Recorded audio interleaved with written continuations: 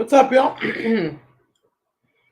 We are ready and set for the opening round of the Women's College World Series. The schedule today is 4 games. Each team will play once. First game one will be Alabama, Tennessee. Game two, Oklahoma, Stanford. Game three, I believe, is let me check.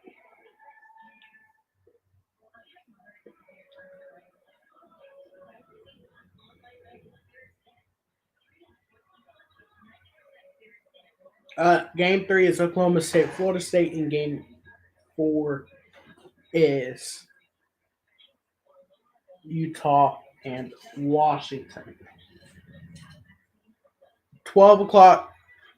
First game one and game two is 12 o'clock at 2:30.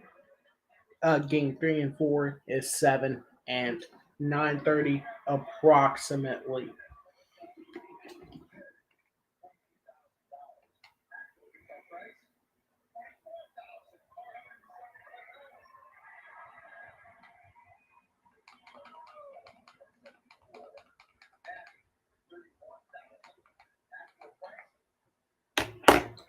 Um,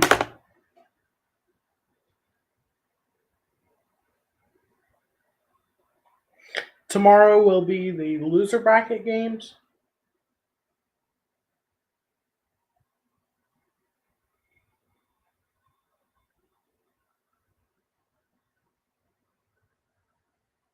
Saturday will be winter bracket games.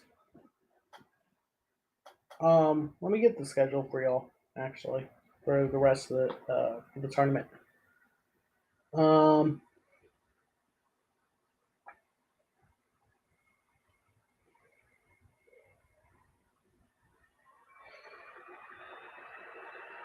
yeah, so tomorrow is the loser bracket games. Saturday is the winter bracket games. Sunday, um,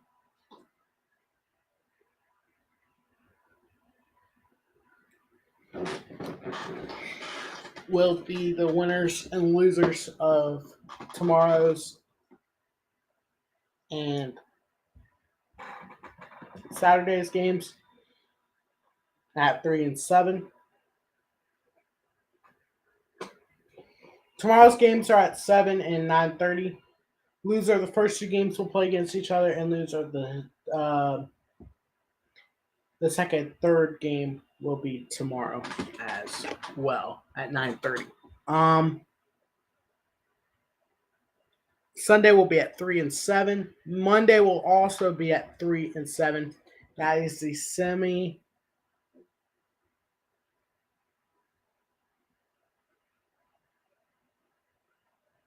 Or no, Saturday will be at 3 and 7.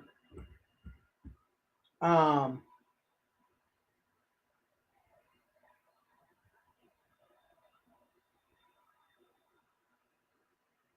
Sunday will be at 3 and 7. So Saturday and Sunday will be at 3 and 7.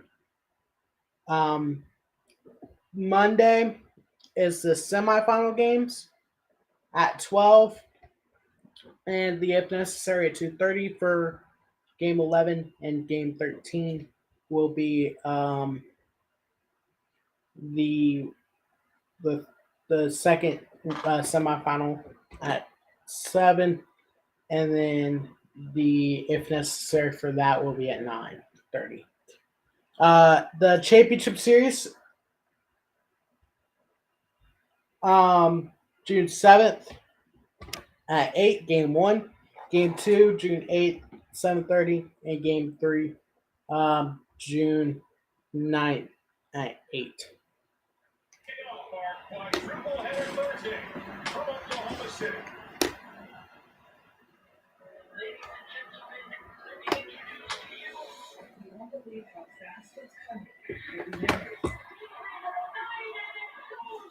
Today begins and ending. Everyone's doing it. This is the time you've been living for, and don't let regret follow you home. Yes, you're lucky to be here. Let's celebrate the fact that you earned it, cherish it, and value every hour that's led to now.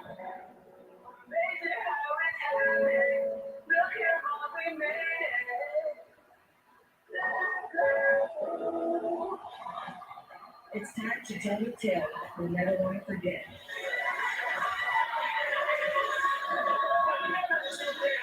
Welcome to the 2023 Women's College World Series. You're watching the NCAA Women's College World Series, presented by Capital One. 4+ decades in the making, World Series returns to Hall of Fame Stadium. Again, your schedule for today's games: 2:37, 9:30, Oklahoma Stanford at 2:37, Florida State, Oklahoma State, and 9:30, Washington. And Utah semifinals Monday, noon and 7.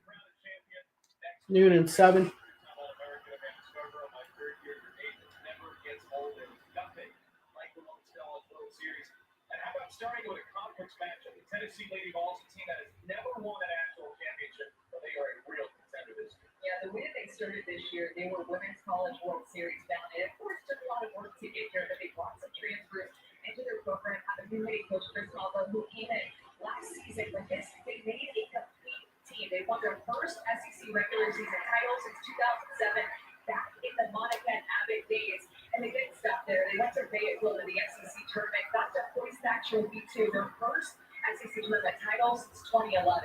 They led at the top in center field, and their leadoff hitter, Kiki Malloy, 25 home runs, 39 stolen bases, one of the best athletes in the country. Really, nobody does what she does. Maybe, just maybe the best player left here in Oklahoma City, Kiki Malloy, leading the nation at 25 home runs, also 39 steals. She's outscored the opponent by herself in nearly half of Tennessee's games. A dominant player for what has frankly been a dominant team. We cannot say Alabama has been dominant. 20 losses, crucial injuries, a real roller coaster ride of a season. But the time, despite the odds and despite the doubters, have made it back to the 14th. Yeah, Alabama really played through some adversity, losing some games early in the season and really struggling with injuries as well. But when the selection show came on, the bracket came out, they were able to round into a top 5 seed B, but number 5 seed in the NCAA tournament, and they were surprised. The nation was surprised. Nobody expected this because the SEC tournament the week before, Montana Fouts went down with a knee injury. We weren't sure if she was going to be able to come back.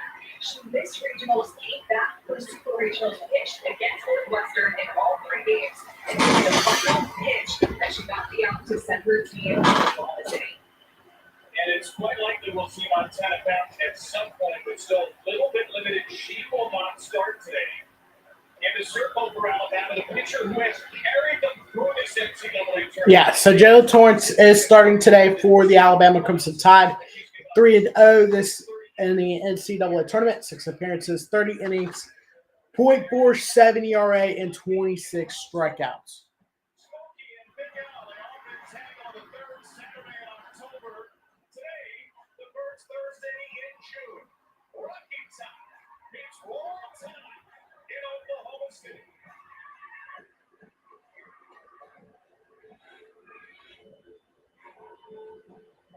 Invited women who wanted their dance hair trip. Yeah, I need a trip. I just want to be able to cut the damage. Your trip doesn't start. So, still need that trip? I'm actually shocked. I don't know that. Yeah. She's on the rise with the network. She got me, and now she's got my phone. Our last win, Alabama's last win in the Women's College World Series was to Perfecto from Montana Fouts.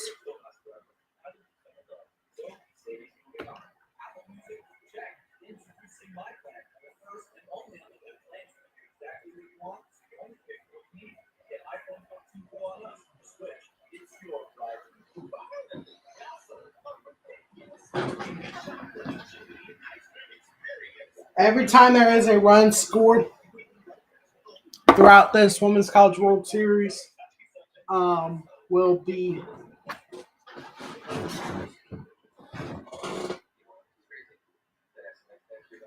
posting a graphic like I did last year on our Instagram story. So go follow that. Updating the stories for Instagram people. So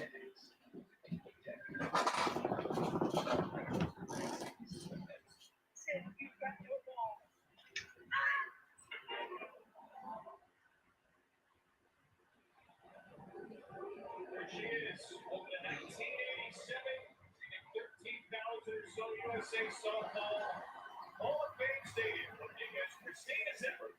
After the renovation a couple of years ago, it is the 41st Women's College World Series, and this is the starting lineup for the Alabama Crimson.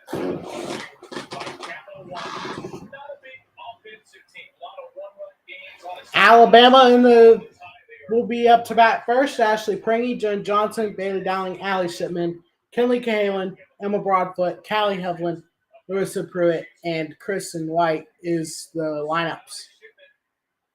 And of course, Ashley Rogers in the circle for the Tennessee Vols.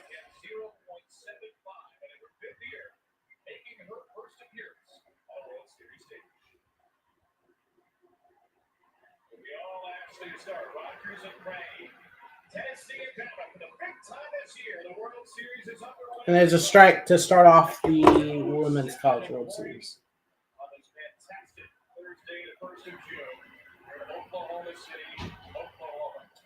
The senior, Ashley Prangy, by far Alabama's best hitter. And that's a ball. 1-1 count.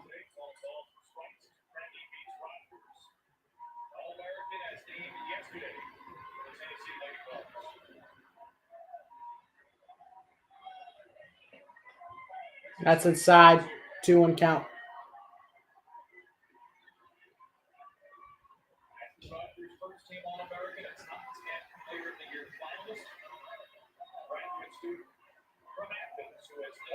With injuries in her career, has overcome adversity to meet Tennessee in the World Series.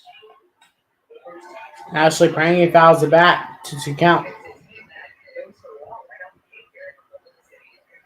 Rogers is because she struggled with injury all throughout her career. She has just battled to be healthy, to be able to practice, to be able to show up on game day and feel good.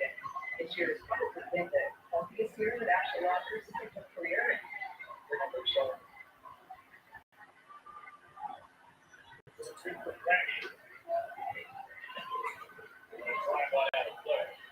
And another foul there, still 2-2 count.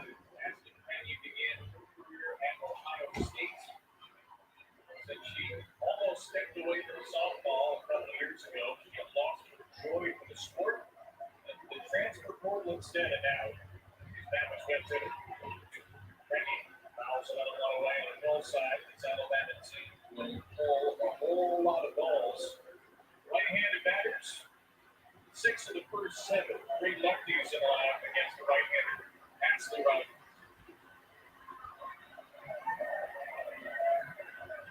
Cuts to the wicket. First to 7 pitch to Braggy. And Braggy pulls another one. Another foul ball for Ashley Prangy. This is the 8th pitch of the at-bat.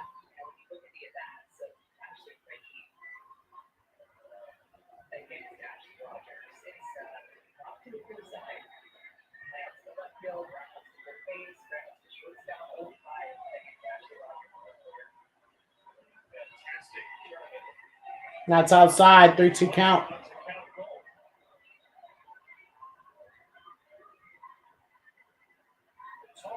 Set for the start, the first batter of this World Series.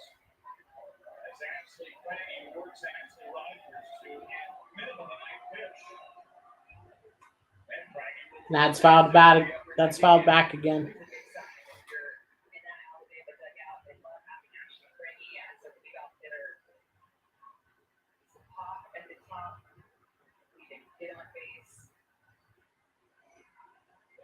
there the last couple of games. From Randy and Kevin Johnson. 10 wins. That's down And that's down and in. Ball 4. Ashley Prangy on to start off the Women's College World Series here in 2023.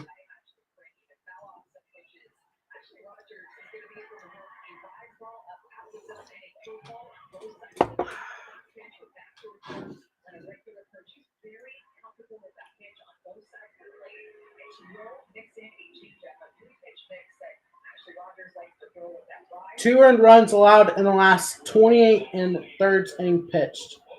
And there's a strike on the outer side of the plate to Jen Johnson.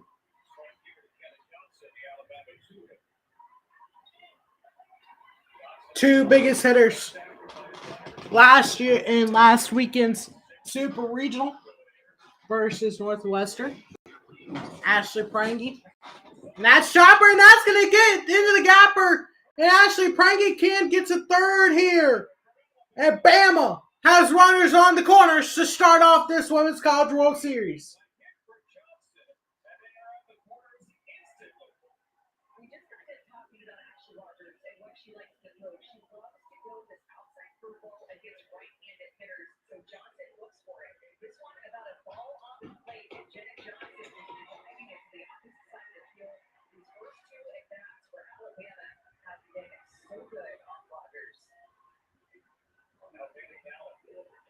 And that's all. That's inside. 1-0 count to Bailey Dowling. We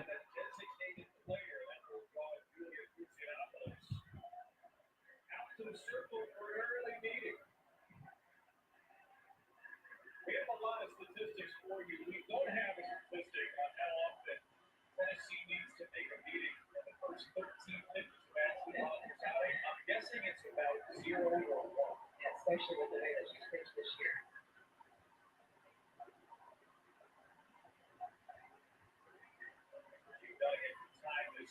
Ashley Rogers against the Tide this season, 2-0 count, or 2-0. 12 and a third inning pitch. And that's inside as well, 2-0 count.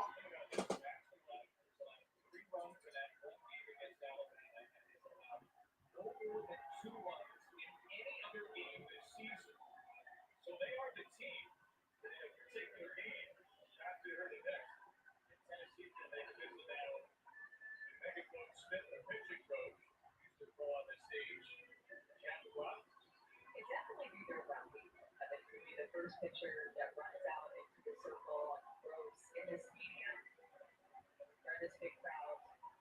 You're seeing nerves from Ashley Rogers and probably all but out today if they weren't.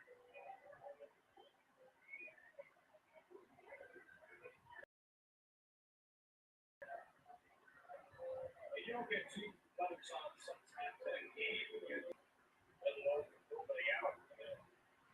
Second to Stanford, you expect to see that game be all right, but this is on average 126 across the 085 the runners in scoring position.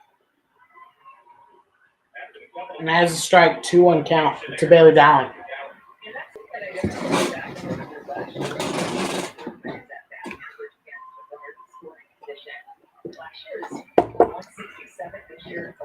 Alabama needs to get some runs in here.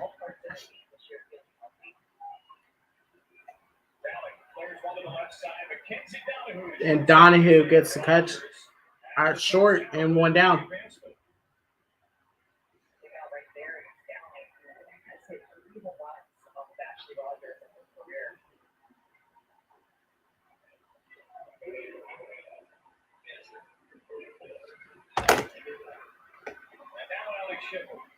Allie Shipman up to bat for Alabama. Saying it is one thing, facing them a game's biggest stage may entirely be another. And that's fouled back. First 3 years at Tennessee, same school as her sister and our studio colleague Madison Shipman. Had extraordinary moments on this field. Allie transferred in conference from Tennessee to Alabama before the start of last season. Second year with the Crimson Tide, her final season in college. It takes a live ball high, 1-1. She's had What a heck of an NCAA tournament this year in Tuscaloosa. RBI's tournament games. 1-1 count to Alex Shipman, 1 down for Alabama. 2 on, though, in the corners. One big hit after another. Shipman draws one foul here. And that's fouled. 1-2 count. Alabama's got to get at least Ashley in.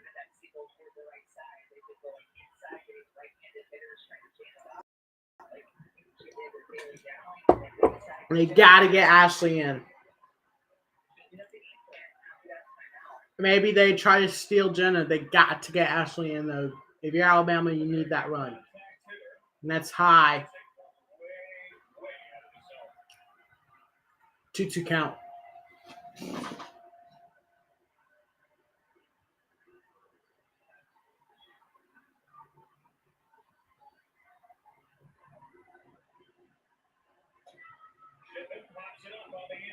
Another pop out. Wow. After a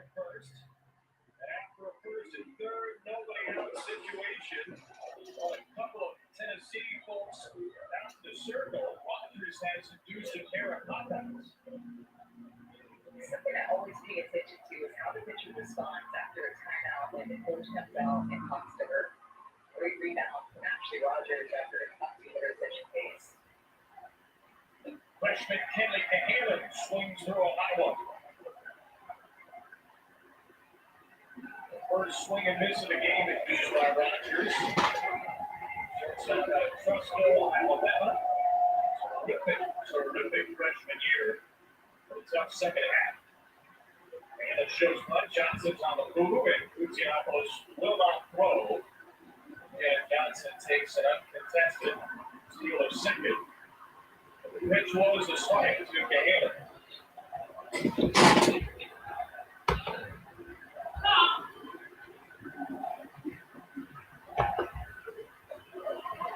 Just because I want to. Cahalan reclassified into college this year. Number one player perhaps that reflects. Looked up. He'd be a high school senior. And puts one in the air to Kiki Malloy. And Kiki Malloy gets the flyout. Wriggling out of the straight jacket in her first World Series inning. That could hurt.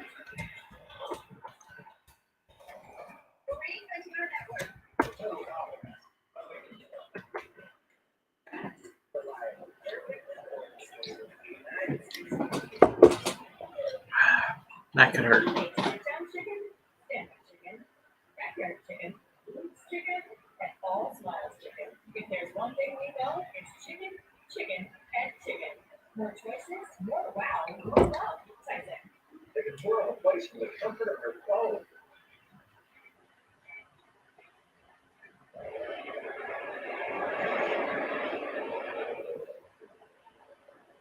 They're playing. Here's mine. Here you go, Captain. Come on, guys. I'll be gas. It's the principal. It's the principal. That's money. That's cash.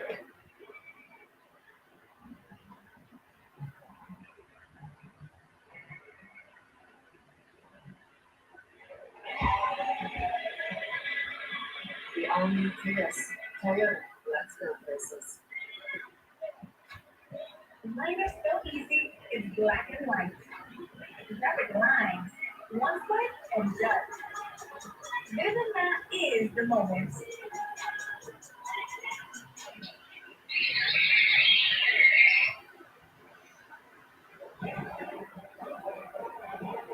Ashley Rogers throws 25 pitches, strands a pair to score his first of the year.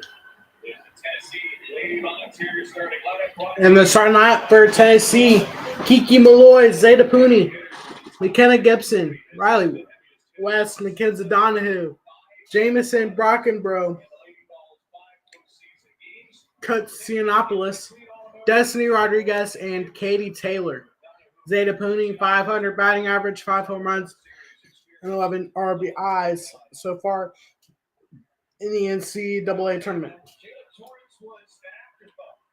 Very deep bullpen, a late game reliever, a middle couldn't make a start in 2 months, and then in the postseason, she stepped up with the injury to Montana Fox, and she has led the Tide to OKC. She has just steadily improved in her career at Alabama and the season specifically. Jayla Torrance scouting report 66 to 68 miles per hour pitch, curveball to both sides, and mixes in a changeup. Be careful right from the get-go, though. Kiki Malloy. And Kiki Malloy fouls it back to start off the AB 0-1 count. Senior from Woodinville, Washington, Kiki Malloy. Decorated family, her father, lawyer, NFL star, decorated athlete in her own right. One of the best players in the country.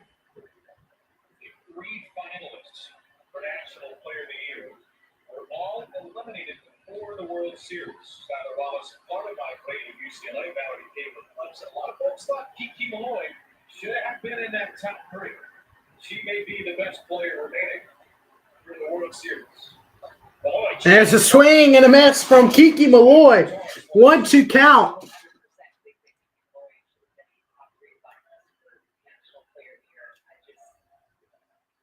Can't believe it. The year that she has had with stolen bases, power, leadership.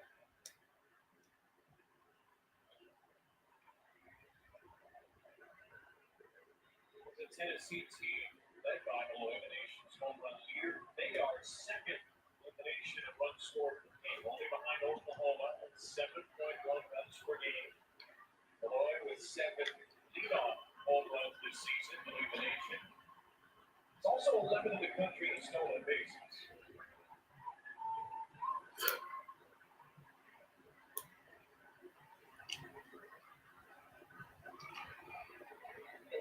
Two count. Pitch call from what Allie Shippen thought that was going to be. It ended up being changed up, so it looked like they were on the same page there.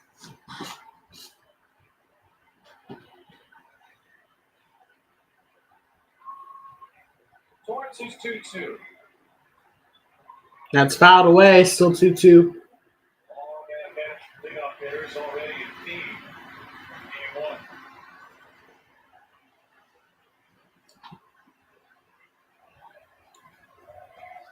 One of only 2 seniors this lineup for Tennessee. A loaded roster that faces old and young. Now 3-2 count. Since 2015. It's the 8th World Series appearance for Tennessee, which has been a runner-up a couple of times. 2007, 2013 under Karen Wheatley. Her 22nd year as head coach. Now there's a swing and a miss to Kiki Malloy. And the nation's home run leader is set down by one of the nation's emerging pitching stars. Jayla Torrance goes back to this curveball, has a little bit of upspin to it as well. She gets Kiki Malloy to swing and miss through that pitch. A comfortable start in the circle here in Oklahoma City for Torrance. And there's a strike there to Zeta Booney.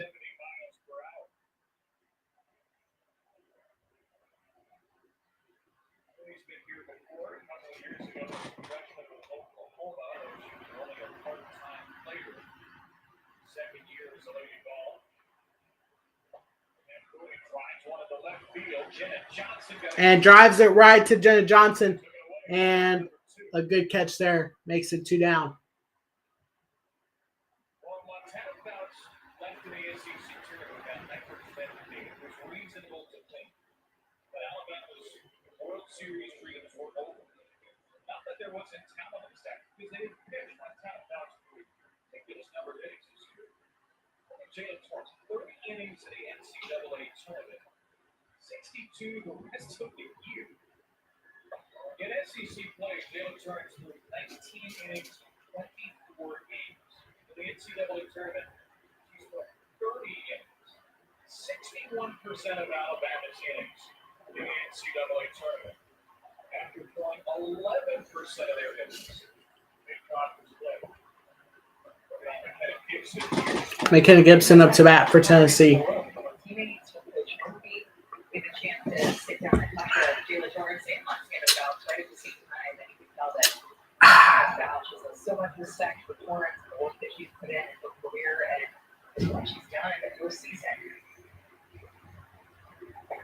There's a strike there, 2-1 count. Got to sit down with both Montana and Jayla yesterday. Montana starts to get a little bit loose. Montana told us they've had a front row seat for Jayla Torrance's whole college career. Nobody has outlifted her as a freshman year. There's a strike there, 2-2 count. Montana said she just needed to figure out what she could do because we knew what she could do.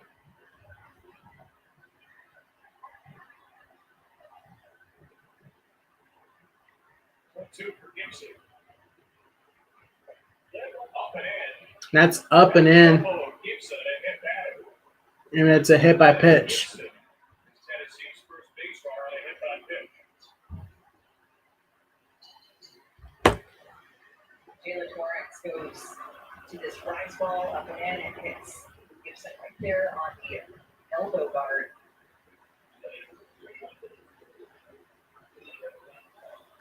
16th time Gibson this season. It's Riley West.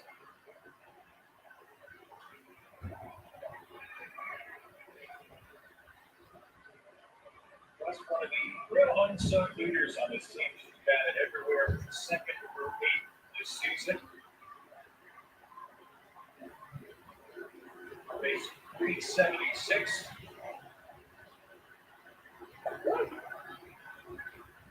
Statistically speaking, there's a real drop off after the top 3 in the Tennessee lineup. Look at this doofus All throughout the order. going on orbit, and bruh, doofus.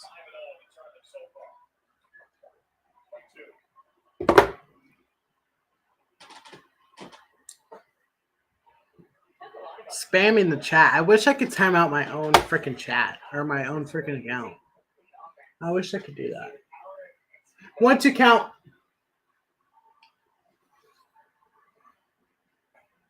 And a chopper to Cahalan and steps on second.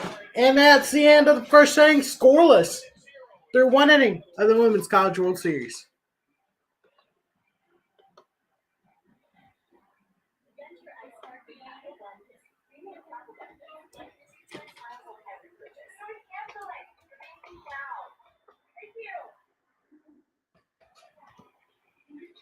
Oh, Lord. Oh, bud. What? Bye.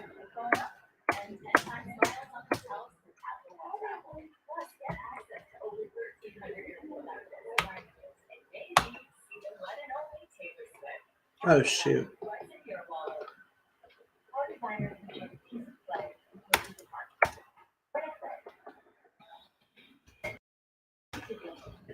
That's why. I'm sorry, although I seem a little bit nervous because I'm kind of nervous. But I mean, I'm also relaxed, and like I'm nervous, but I'm relaxed.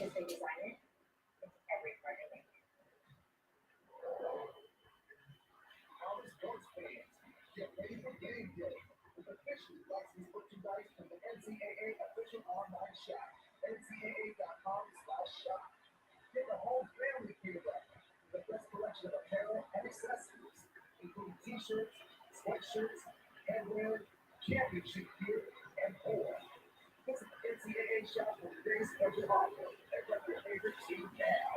Only at NCAA.com/shop. First game here in the Women's College World Series. No score between Alabama and Tennessee. It's been a particularly special year for Spinners and Group. That story. Let's check in for the first time with Courtney Lyle. Well, Kevin and Amanda, it's so special for Alabama to be back in the Women's College World Series, but even more special because they're doing it for a super fan.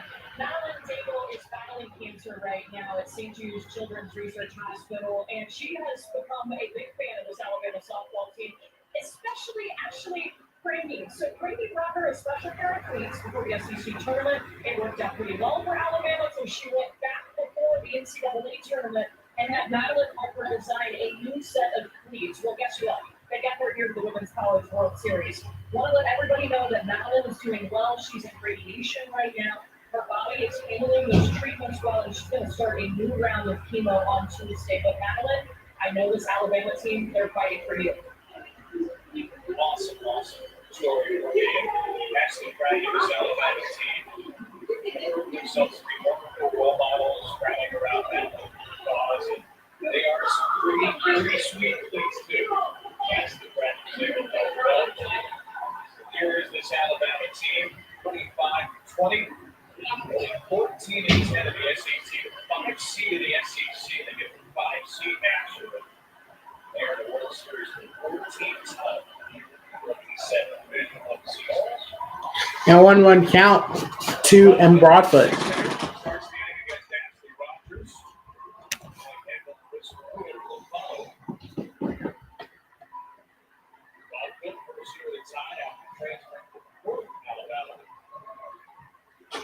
One, 2 count.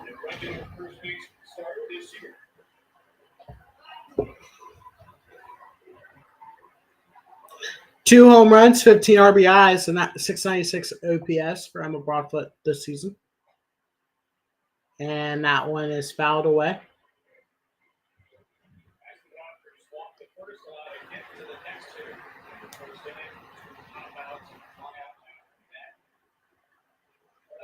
Through the season, healthy, they limited their workload a little bit during the week to try to help with that.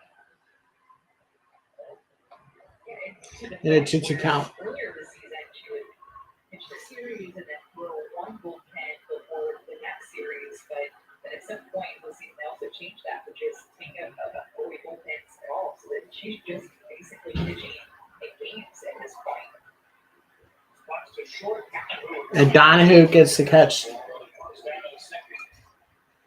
I had to know when we had a chance to talk to her yesterday. What is that like for you? Because I think that as a former pitcher myself and talking to all these pitchers who are pitching on this stage, we're just so used to that idea of perfectionism and pitching every day and trying to get it right, trying to get it perfect. So to go from that mindset. Callie Hevelin up to bat for Alabama.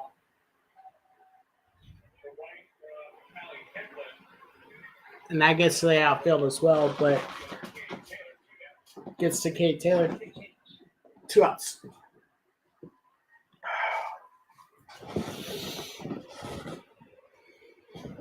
how she told us, Kevin, I trust in preparation. I know I'm not going to lose everything overnight. That mindset of just having to go down in that preparation, as Karen Weekly said, he's in the barn already. There's a strike there to Larissa Pruitt.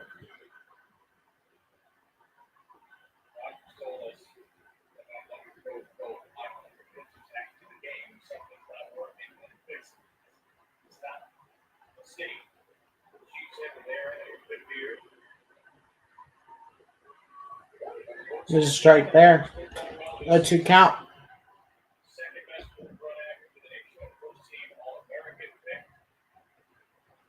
In the country in strikeouts, looking for her first today against the freshman Pruitt.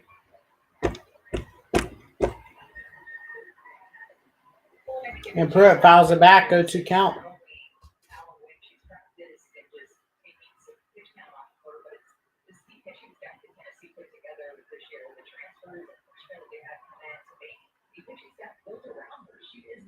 She's a first-team All-American, but Gotcha transfer and Carlin Pickett, so she's added depth to the staff. That's helped out her health. And swing and a miss.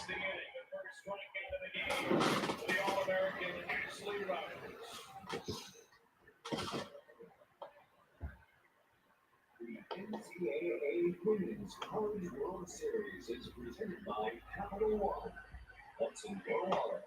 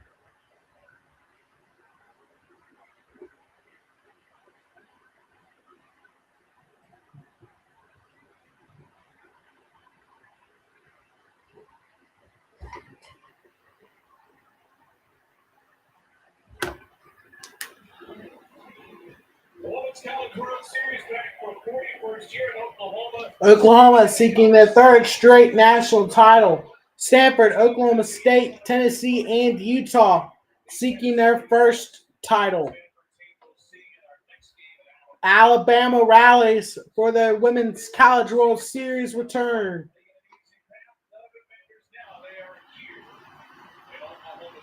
Some people thought Alabama had an easy path to the Women's College World Series.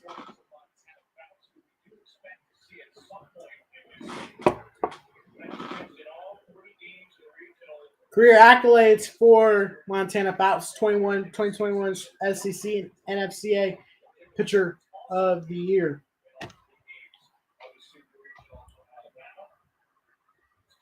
She had more, obviously, but that's the main one, obviously, for her. So, and a strike here.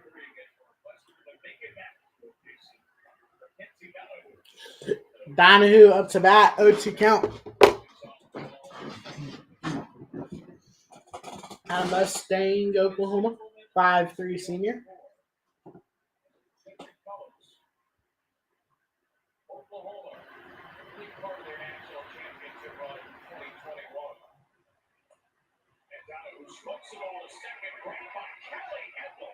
Callie Hevel, what a defensive play there.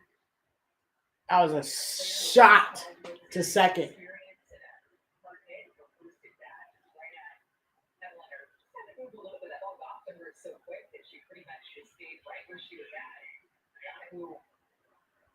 With this curveball, had landed a couple of steps to her right. Or from her knees for always an important step.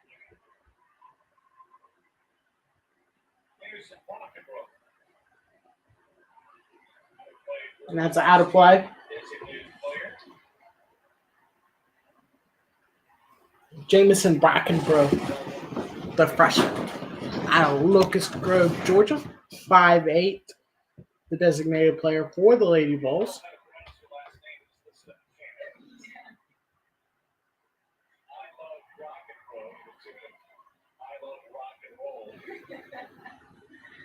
I got so excited when I heard it. I feel like I heard about it yesterday and then immediately heard it in the headset. Like, yes, there it is.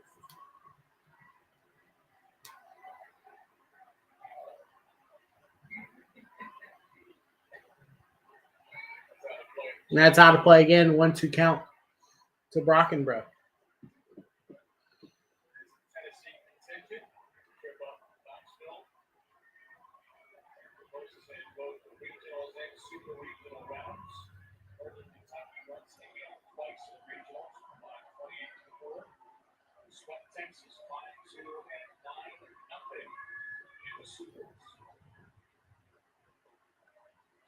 That's a high ball there, 2-2 count.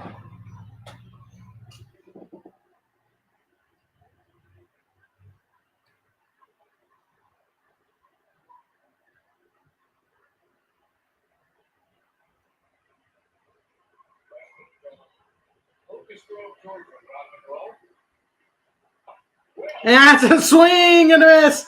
What a pitch.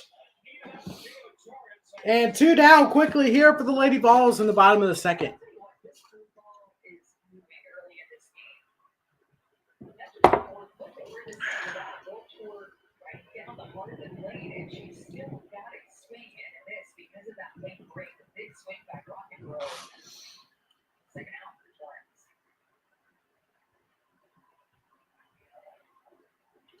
There's a strike there.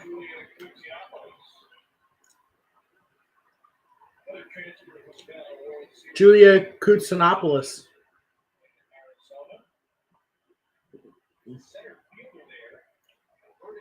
The catcher, a junior for the Lady Vols.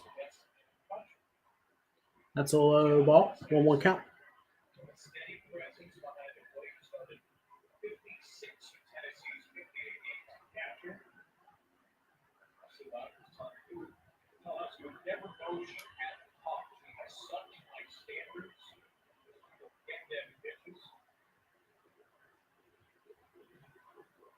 Really good love work and really good hands. Saw that whenever she was a defender in Arizona right away too. That the freshman stood out to me at least. Put her behind the plate it was a challenge at first. It wasn't easy. Almost to the point where apparently this, this is going to work. And Julia Christopoulos was like, well, I can make it work. I want to back behind the plate to do this. And has a swing and a miss, 2-2 count. 2-2.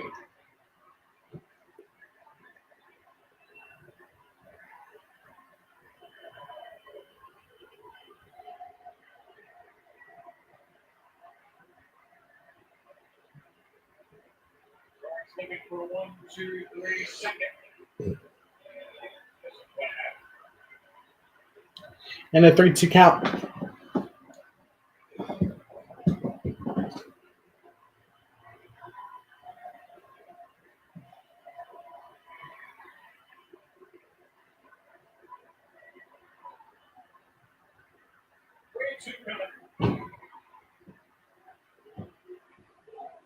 Tap Mariah Torres, the third baseman, Brandy with a bobble.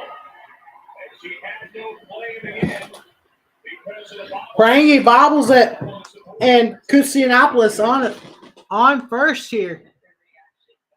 G, as they call her at first base, just finding a way to get on. But this is a play that actually Frankie needs to make all day, every day. Just a soft roller to her and just gets ahead of herself. You tell that she's picking her head up to throw to first base before she even had the ball. I think a fourth error in NCAA tournament for Alabama. Their defense has been strong. Fouled away by Destiny Rodriguez. It's not the fourth error in the NCAA tournament. It's ruled for the field signal. I'm not agreeing with that. And I know that will come back to haunt me a little bit later, but I'm at least going to let it sit there for just a minute more and see if it's going to get changed. There's a line-drawn post. The rest will wait and see. Destiny Rodriguez to take one out of the way. And I've had specific conversations actually with Karen Weekly herself about this exact issue, and I think that she would even call that an error. Ordinary effort, I think so. And you feel the ball, get me out at first. Either way, runner more for Rodriguez. We'll take strike 2. There's a strike 2, 1-2 count to Rodriguez. This is a play that she makes all day, every day. I think that would be an ordinary play that would be. He'll be the guest speaker at the softball official scoring seminar next year. There's justice in softball universe. As it should have happened. We'll certainly would be happy to see that. He is here with us today, somewhere around here. Former Lady Hall, sister of behind the plate Alex show. 2-2 for Rodriguez. It's put in play, put out the play to the right side. And Rodriguez fouls it back, 2-2 count.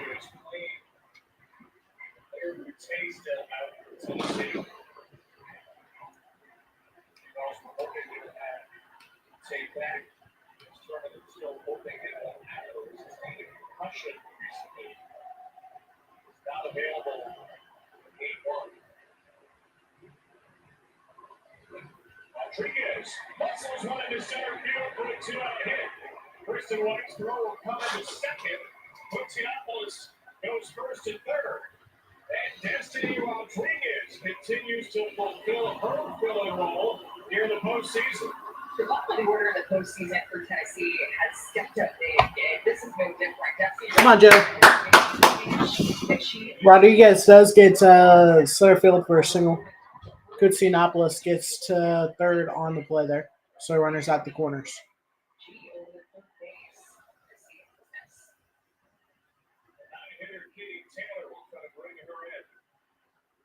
That's a high ball.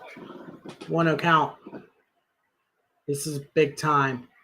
This is a big timeout that is needed for Jayla Torrance and Alabama Crimson Tide, as on deck is Kiki Malloy.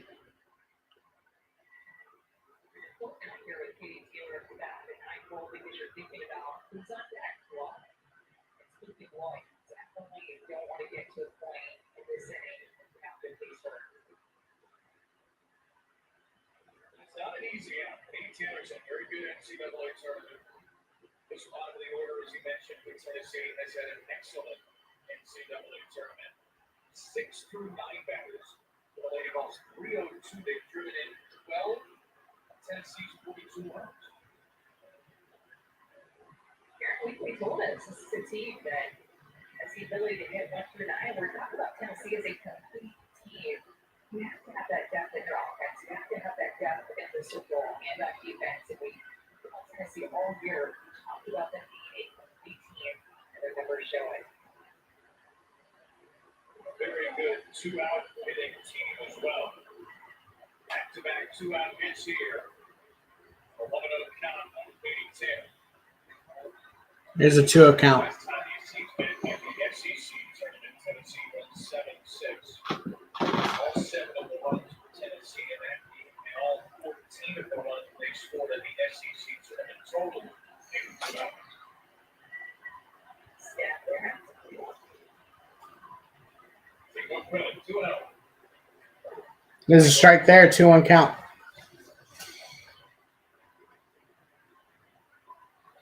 Regular starter this season, the sophomore out at right field. The primary pitch runner did not get to start the season ago.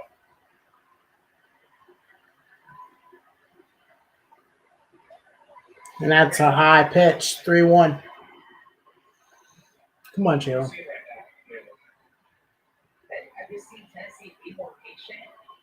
Seen that they're letting that pitch that has a little bit of upspin to it and ride out the zone. They never come on the plate.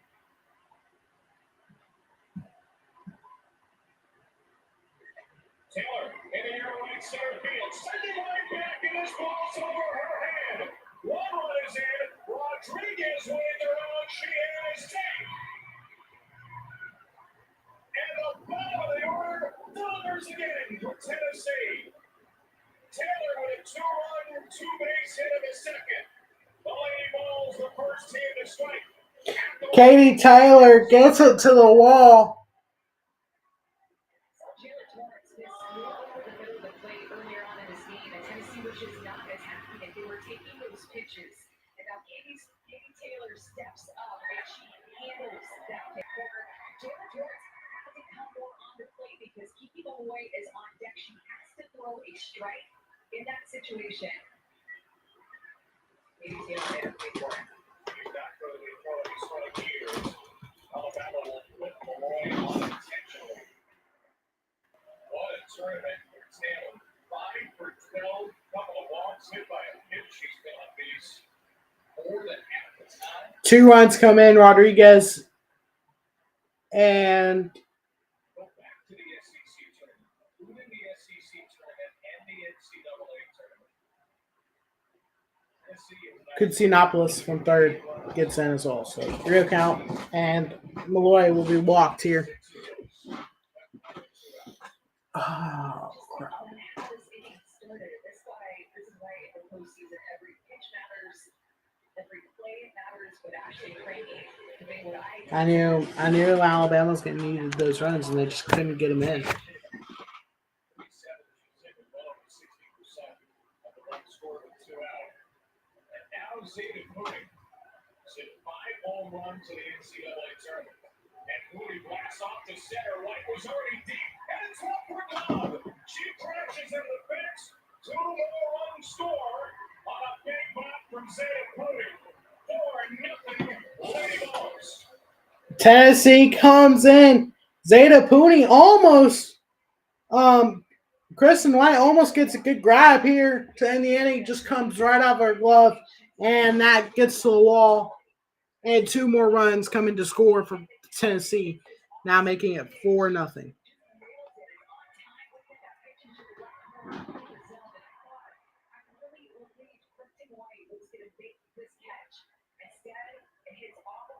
She had a chance to end the inning again for Alabama. Would have been an unbelievable play, but Tennessee capitalizes. Moody with her 7th extra base hit of the tournament in 6 games.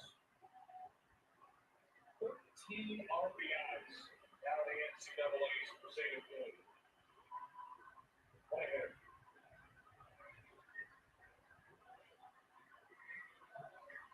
Gibson.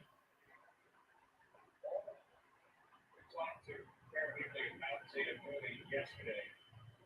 Played part-time in Oklahoma in 2021. Came to Tennessee. The previous connection with Karen Weekly. Karen told us, I think Zayden could be the most fearsome hitter in the country.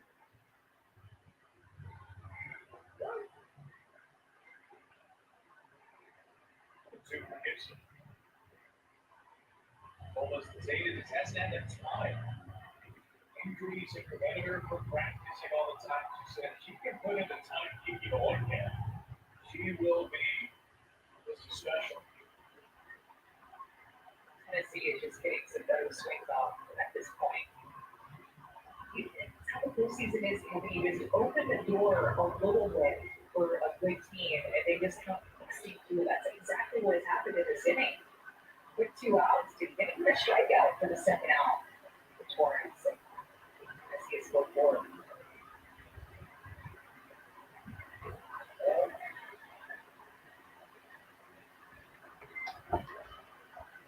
Come on, Joe, got us. It's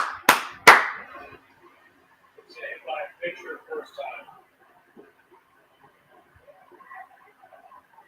Murphy an early pickup.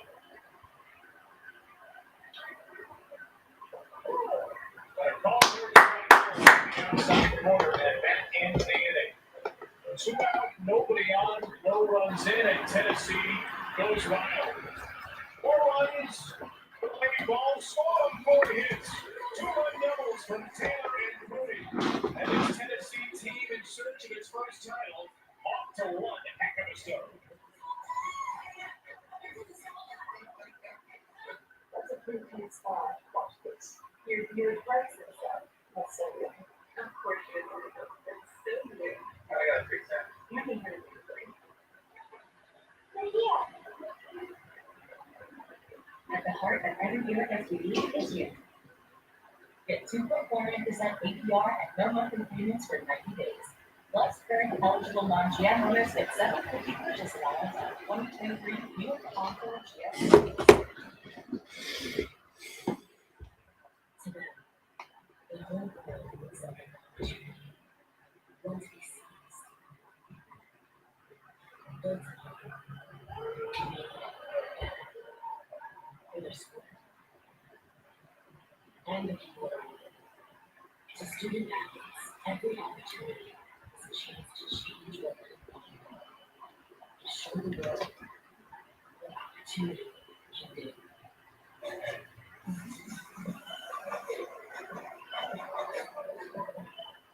They can join a place from the comfort of your phone. Anyone have a trip? No, sorry, son. I crazy. Very nice. Get right to field, no, no, no. Who's been doing it? Do you have any guys? Yes, sir.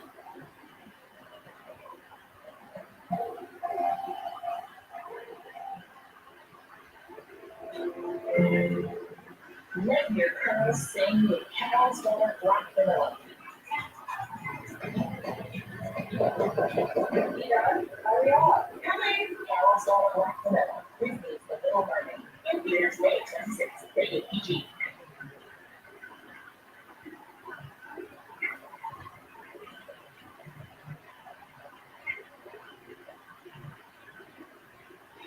Tennessee just scored first in this game, but Alabama actually had an opportunity back in the first inning with 2 runners in scoring position at one point, and Billy Allen, Ashley Rogers, after a visit with her pitching coach, able to work out of the jam, couple easy pop-ups to the infield, and then a can corner for Ricky Malloy out in center field, able to get 3 outs in a position when Alabama was trying to score first, and they settled into this game. That 10-pitch battle with Frank 12 pitches in the first 2, 24 pitches to the 6th and the 6th. 5 outs in the 8th. Kristen White the last time back in the hit. You see anything change mechanically or any change in terms of location for Ashley Rogers after those first 2 hitters? It was a pitch location to me, specifically against right-handed hitters going more inside with her backdoor. Like Ashley Frenny, the way that she set the tone for Alabama, her first at bat, drew that walk, saw several pitches, and I think scared Ashley Rogers away from that inside corner, but she just kept tapping it off time and time again, away from it. And a 2 count to Kristen White. And there's a strike right down the middle. 2-1. In all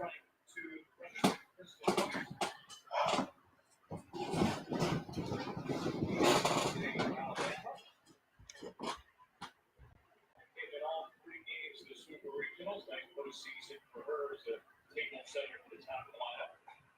And White stops one with drawn in Cooney. Wow. One down, White slaps it right to Pooney. Cooney is a third baseman that loves to play the hot corner. You can see how close she is to Kristen White, anticipating the bunt. Kristen White goes to a more power slap, trying to shoot it past Sata Cooney, but quick hands over at third base for Cooney, and she just is still able to make it out. Got her so quickly. They can defend 2 hitting balls. Number 2 offense in the country, number 2 ERA in the country, only behind Oklahoma and both. Very well in the field for the NCAA tournament.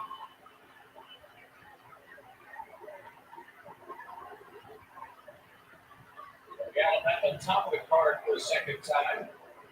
After the Craggy first inning walk.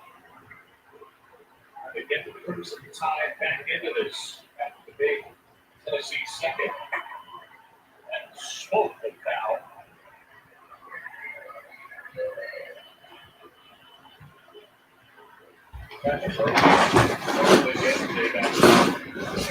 This team must lead the nation in balls and puck foul down the left field line. So many long flies, close balls. Alec Kepler had one of them against Tennessee in the regular season when he grand slam. 3-1 count. Really cold balls. It makes for an interesting matchup for Rodgers as you talk about whether she should be going in or out for those pitches. We see all those foul balls over the third base side and the left field side. And along for Brady is her second of the game. The NCAA Women's College World Series Championship Series begins in 6 days. Wednesday night, June 7th at Eastern 7 local. You're on ESPN for more information and game times. NCAA.com, your home for all 90 NCAA championships. NCAA trying to make it to the Champ Series for a third time. 2007 and 2013.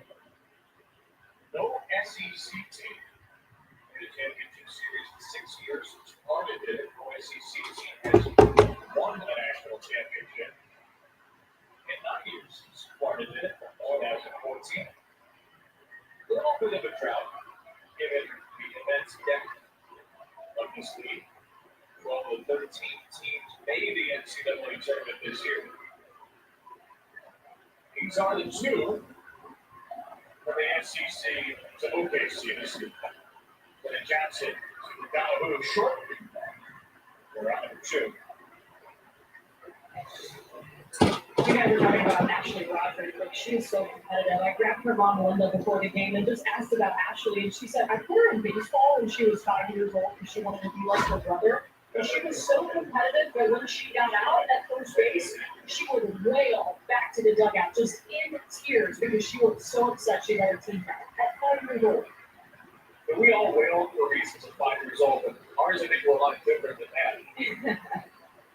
It's one heck of a competitor. During the SEC tournament last year, Ashley Rodgers, 13 innings. They went over Mississippi State, and she was injured, stretching out in between it, and still went the distance. One of the great pitching careers at a school that's had a whole lot of great pitchers. I think about her career and just what she's had to go through injury-wise, and had to miss a good bit of time. And I just go back to that she still has had a career that she's had despite injuries.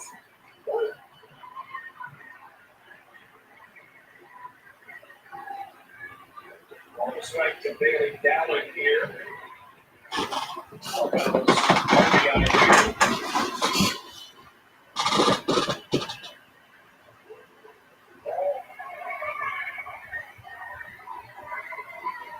One Tennessee great to another. One of the all-time greats,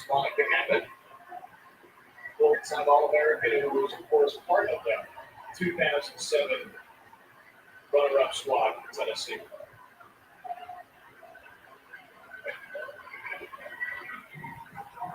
We've seen Ashley Rogers be fearful with Frankie, the home run hitter, the leading home run hitter for Alabama, and also just be fearful here to Bailey Dowling. You always know as a pitcher who's hit home runs off of you and what they've done is always in the back of your mind, and she's hit 3 home runs off of her career. He's going to get out of play for strike 2.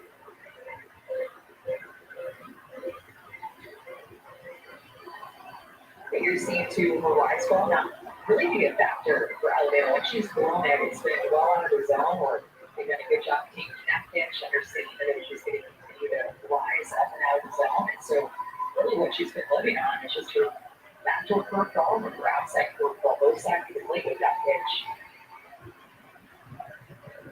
3-2. Alabama. 2 walks in this inning so far for Alabama.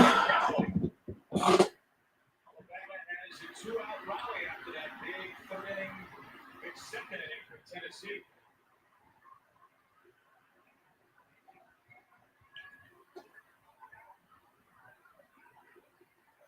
It'll be Allie Shipman with a chance to catch something in. Oh, he's going to talk to after Rogers.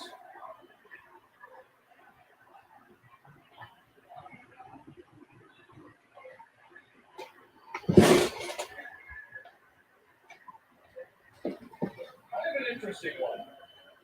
When you face your former catcher, I don't know how many former catchers you've faced in your career, but what's your sense for what a matchup like this is like when you have a batter who goes so well?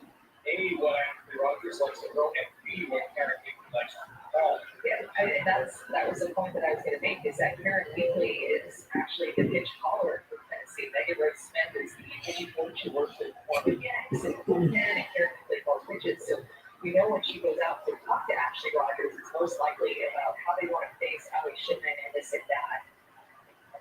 Like, common moments with these like home run big winners for Alabama and facing Ashley Rogers in this inning. Strike 1 over the outside. And a strike 1 out over the outside.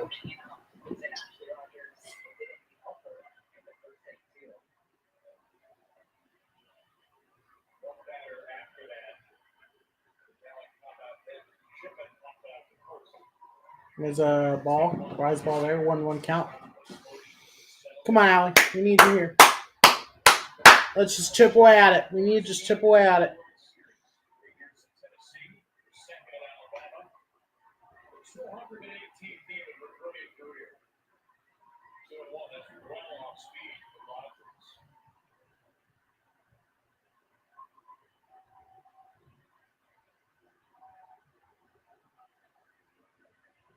She has to come with this right here. So likely you're going to get a curveball.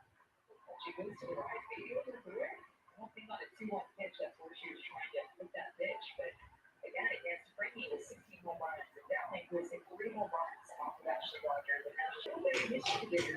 Ashley Rogers be more tentative back in the strike zone. Attacking up 3-1, and Brewery does not have a play.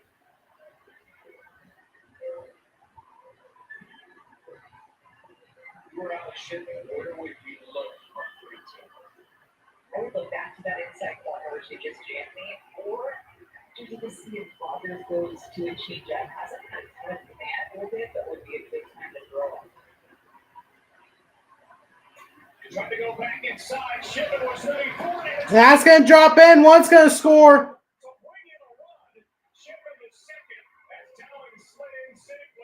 Yeah, so 4-1 now. Allie Shipman gets it over just over Mackenzie Donahue's head, and she could not come up with catch. And that will bring in Ashley Prangy. And Bailey Dowling gets the third. Allie gets the second.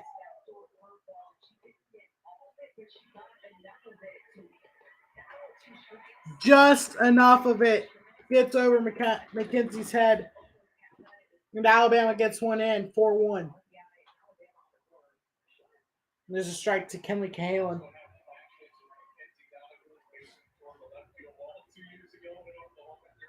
Yes, if you've been watching the World Series, you've seen that before. There's a ball there, 1-1 count. Batters were hitting just 085 in runners in scoring position against Ashley Rogers coming into the game. Chipman with the RBI single. And that goes off the base. Cahalan gets it first. And Allie gets the third. And Bailey comes home to score. 4-2 Alabama. Chipping away and has cut Tennessee's lead in half.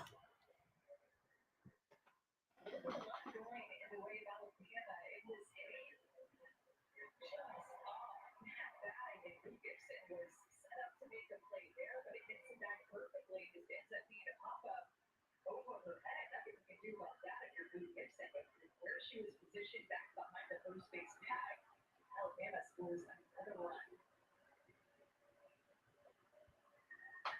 So runners in the corners now. On a field base hit and RBI for the freshman. Chip away at it. Let's go. Come on, ladies. Chip. Continue to chip. Let's go.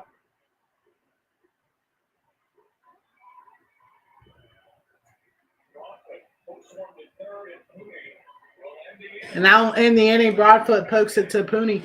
But 2 comes in for Alabama. Chips away at it. And the lead is cut to half for Tennessee.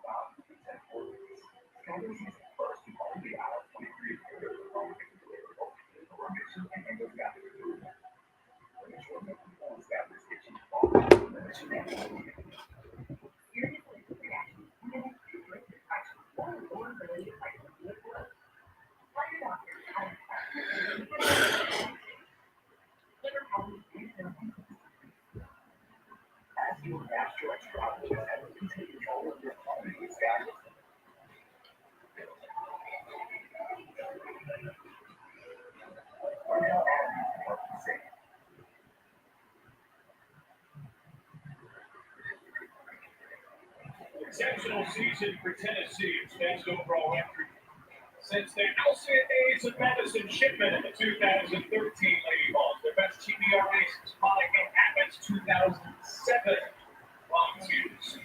And the first trip to the World Series in 8 years. Pretty amazing. But this program was supposed to be super regional every year since the format began in 2005 and the fifth year. The last 2 years, they were a host team for regionals. They lost 2 years ago to amazing Madison team, lost to Oregon State last year at regionals.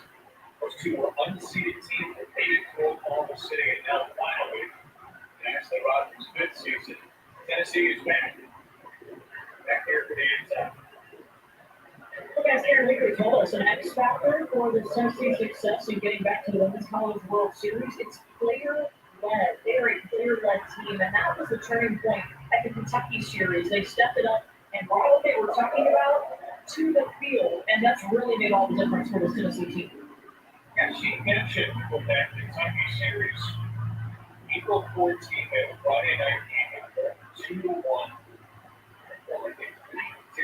Well, the rest of the post game up. There's a ground ball, second base, knocked down by Hedlund for her knees. No chance to get Riley West. Riley West gets it to second, or tough play for Callie Hevlin, unable to get the out at first from her knees.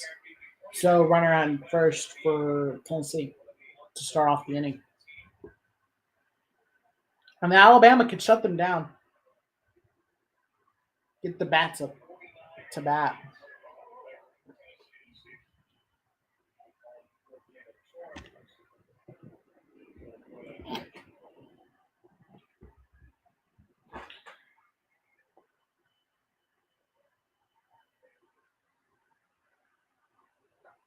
There's a strike there, 0-1 count to Mackenzie Donahue. To me,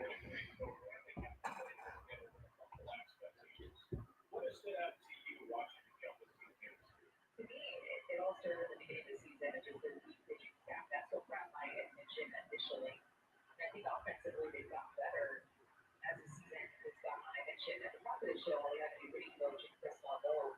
His first season. 1-1 count.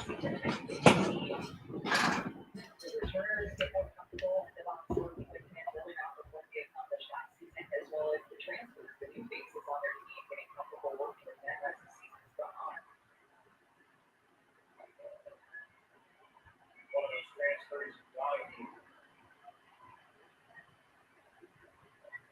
not uncommon now to have transfers, 2, 5, and 7 hitters in the lineup. All coming from programs with World Series experience or World Series participants, including Donahue, who ran Oklahoma, Minneapolis, Arizona, including Minneapolis didn't play much. But was still part of those teams. Donahue did. And who could forget what she did in 2021 World Series? Trying to hit 10, that champion Oklahoma team. 3-1 cap. Patrick Murphy is out for champion Benny Torres. Well, guys, you're talking about Tennessee's roster that has experience here at the World Series. Mackenzie Donahue is one of those players that Aaron Weekly had talked to the team about what it's like to play here, the experiences, the crowd, just so that this Tennessee team had an idea of how special it was and how to handle that stage. She handled it about as well as anybody 2 years ago for Oklahoma. There's a strike there, 3-2 count. How many more outs can Jalen Torrance give Alabama before Montana Fouts comes in? I would say probably get through this inning. If they keep Tennessee off the board and maybe a couple outs in the fourth, is probably my answer. So that's foul back from Donahue. 3-2 count. 1 out or 1 on for Tennessee. My bad.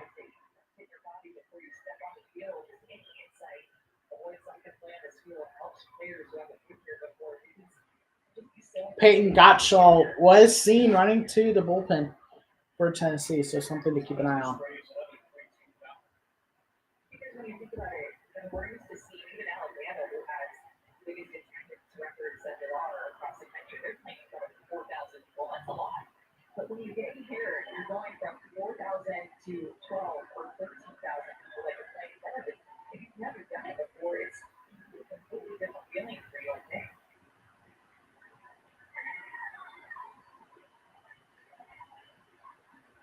Where do you typically see nerves show up? What do you see? What tells you that somebody's still kind of feeling out there? I see it in the circle of the beginning of the game. I look to the pitcher to see how she's doing. And then I feel like it comes up more so on defense. Like the defensive errors is where I see the biggest nerves here in Oklahoma City.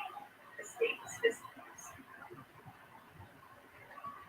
Donahue right side, that's going to drop. Donahue gets it to drop. Donahue tries to go second, out at second base. But Riley West gets the third on the base hit for Mackenzie Donahue, but 1 down.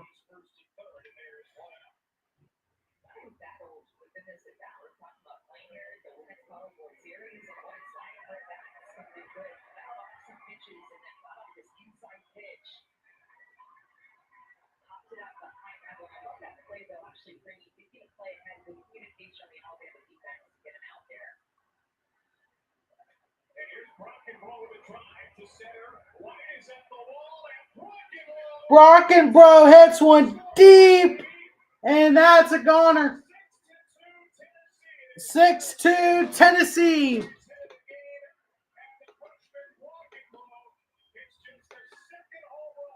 Is this it for Jayla Torrance? Is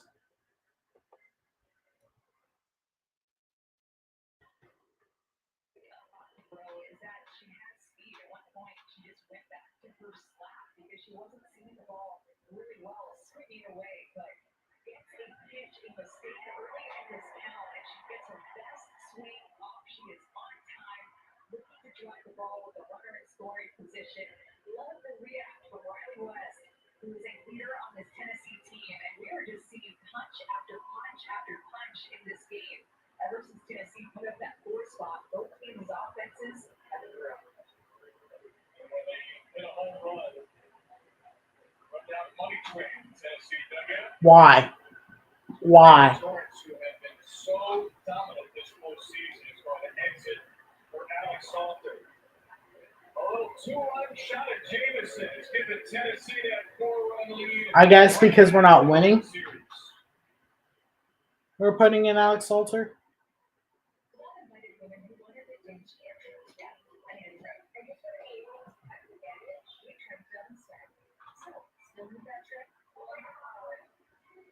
I don't understand. They really don't understand what they see now.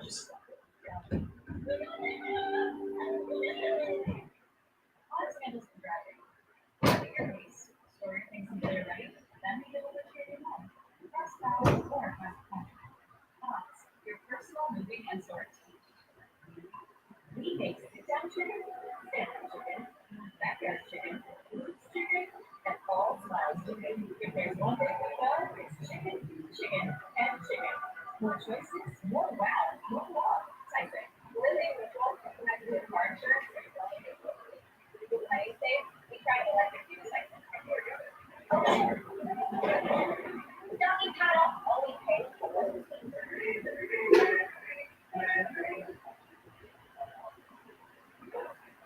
6-2 lead for Tennessee, 6 runs in 7 outs. So this is not time. Those runs out. She's a sophomore? Dang. I did not know she was a sophomore. Not a win against Tennessee. She's going to give a different look than what we saw from Jayla Torrance because Salter is a drop ball specialist. That ball just falls off the table, takes that pitch down and is on both sides of the plate. Our next week is like that. The NCAA tournament, Jayla Torrance had 2 runs in 30 games. Made 6 runs in 2 1/3.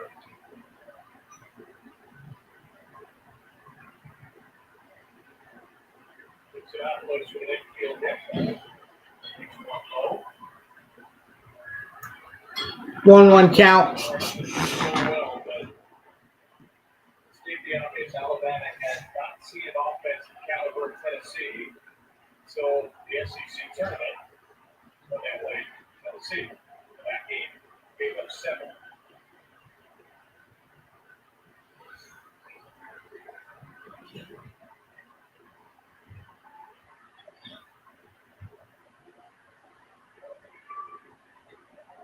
With that, home run rocket, by the way, and only 15 plate appearances into the game. All 9 Tennessee starters have already been facing.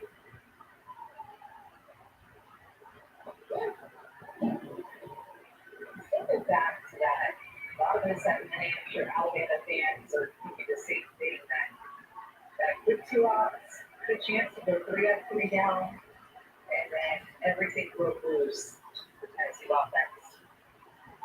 Dropped up to first, and Blanco is there. Let's go back to the swing that got Alex Salter into this game. Curveball that missed out over the paint, rocket road. It's beautiful. It's a swing. Chris White has been covering a lot of ground, or trying to, at least down center field, where the ball has just been flying out to her.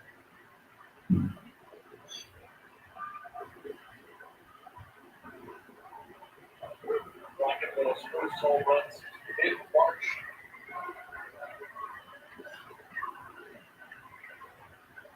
You guys notice you March 19th.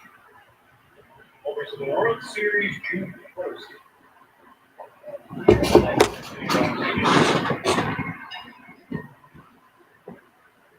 Well, this team has not looked nervous at all. They've looked confident all sides of the ball.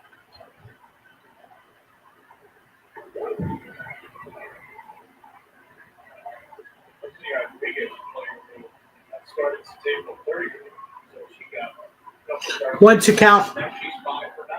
So whether you're experienced or not, Tennessee this postseason period. And a swing and a miss. 2 in the inning. 4 to the 4th. 6-2 Tennessee. Tennessee takes the 2 back. Need to just continue to chip away at it. I mean,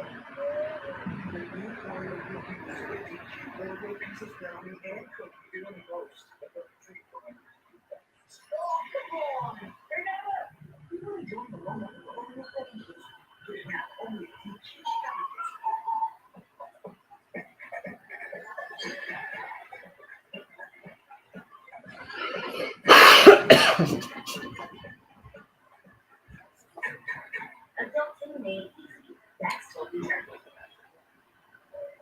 Starting a new chapter in the beginning of the they will finally get started. Why are we taking identity? It's a question of how it's hard. It's progress. It's a matter of character.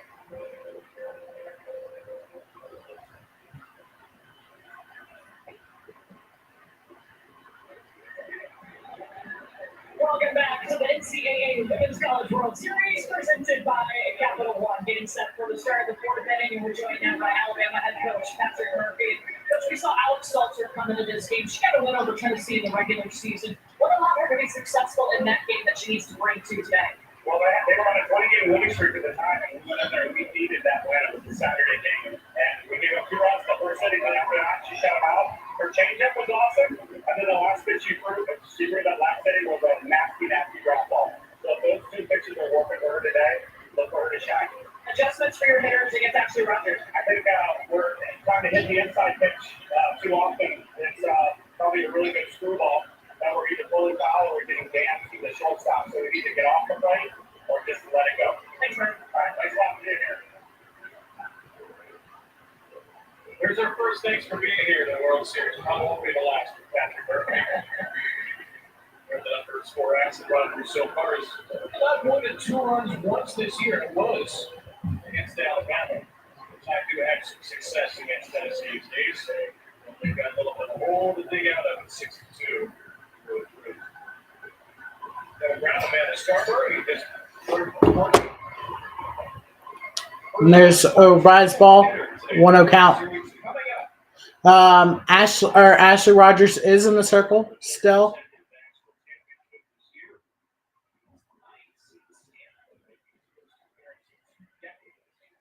And there's a strike. 1-1 count to Callie Heavlin. Alabama just needs to continue to chip at this lead. That's all they need to do right now. Just continue chipping at it. Add some more runs. Get 2 runs here. Because you can see all 4 each point in action. Just post up at home, turn your TV on ESPN, and watch softball all day. It's a really guaranteed for you that they don't have this Monday, but it's been necessary to get 2 years ago. All the necessary game for World Series that have never happened before. Maybe we'll be lucky enough again. Kept a 1-2 count. Interested to see that OU Stanford game happen. They're going to get the lineup that head coach of Stanford is Alistair is going to make up and see who is going to get the ball. It's going to be Ashley Kennedy, the national freshman here, or Leo Water. The right center from Hamlin. And that's going to be another fly out to Taylor. One down. On top of the fourth. Begin tonight at 8:30 Eastern, 7:30 Central. ABC, ESPN Plus, and ESPN Radio. Nikola Jokic and the Denver Nuggets are the finals. The 1 seed in the West against the 8 seed in the East. The Thunder, the Miami Heat. Tips off at 8 Eastern, 7 Central. NBA countdown. The second ever 8 seed. Reach the finals. Popped up by Larissa Pruitt. Pruitt pops it up again. 2 down. All right, ready for this? Amanda, scoring decision change. You have been vindicated. Yes. Julia Cucciano's infield single in the second is now an E5. I think somebody got enough text to get a little pressure. Maybe they're not on their phone at all. I have no clue, but that's what it should be. I like to think that they are. I like to think that we have more influence than we deserve, and that's what happened. By the way, we agree we could start with this error. That will take off all those potential word runs that are headed towards this. But now that it sure makes it sting at left, just now 6 runs, 2 bird. It's towards the 2 and 3rd innings.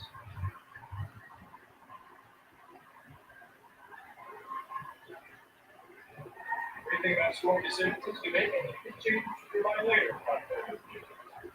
Which is why he keeps scoring cancel. I learned a long time ago, and just the mistakes that I just make on a regular basis. Let's go all the way. You are. The end that a race now.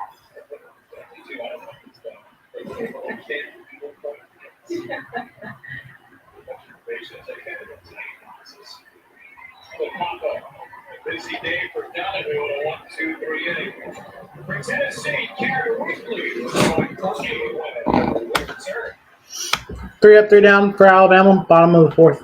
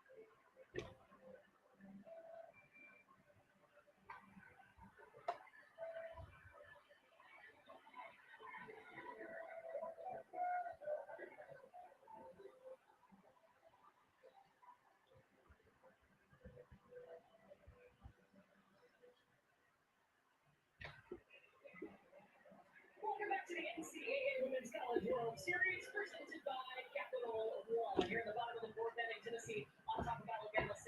We're joined now by Tennessee head coach Karen Weekly, and coach, just started talking to Ashley Rogers. What have those conversations been like in this game? Just ask her how she's feeling, talking about her mental process and her mental cues while she's out there. She's just giving us a gutsy performance.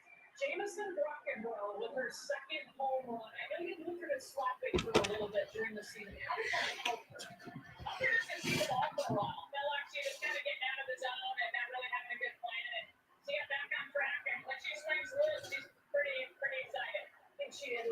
on that one. Thanks, Karen. Oh, I think so. Yeah. Thank you.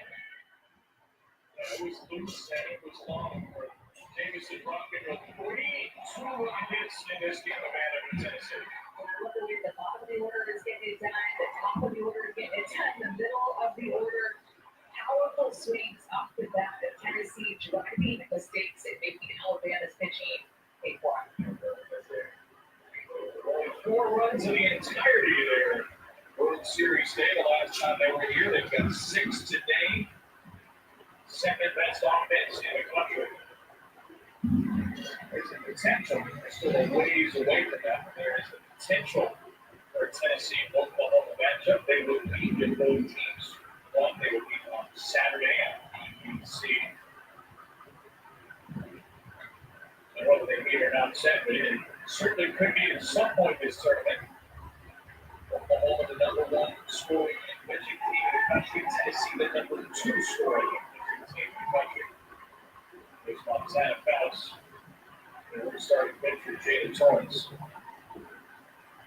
Alex Salter on in relief with Crimson Tide. And a 2-1 count. The 9-hitter Katie Taylor with Malloy and Putin coming up next. We talked about that 20 point for Tennessee earlier on in the season. And they lost to Alabama in that game too. When Salter was in the circle, they lost to Texas A&M. Easily could have lost 2 games in that series, but ended up away with 2 wins and winning the series. But then lost back-to-back games against Taylor. I felt like talking here in weekly after that time before the Virginia Tech game. So take it one step earlier when they kicked off the series. It was a Virginia Tech game that they had a midweek game. And it was a totally different looking team after those 2 losses to Baylor that put 11 runs on the board against Virginia Tech. And she talks about having this attack mentality. That attack mentality has stayed with this Tennessee team from that Virginia Tech game where they rebounded after back-to-back losses to now here at the Women's College World Series. They've had that mindset this entire time. Taylor, the 9-hitter down the right field line, a fair ball.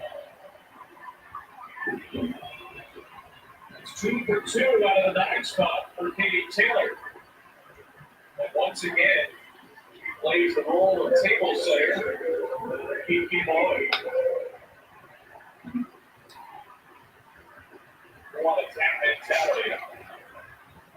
Here it is. Family knows a thing or 2 or 20 about attack mentality. There's a strike there. Kiki's dad, Lawyer Malloy. 15 years, an exceptional NFL career. Patriots, played for Washington Huskies in college. 4-time Pro Bowl, first team All-Pro, obviously excelled in his field. He has been Kiki excelling in her field here on the softball field. All those are conversations after the game. Typically have been, all right, how do you fix them? But you said, now that I've gotten older, my dad has started to join my mom and go to cheerleader mode too a little bit more. One looks on the short game, gets 1. That's it. No chance to turn 2. Speedy Malloy. And the grounder gets the runner out at second. No chance to get Malloy That was a great effort too. at first. 1 down. Zeta Puni up to bat for Tennessee. I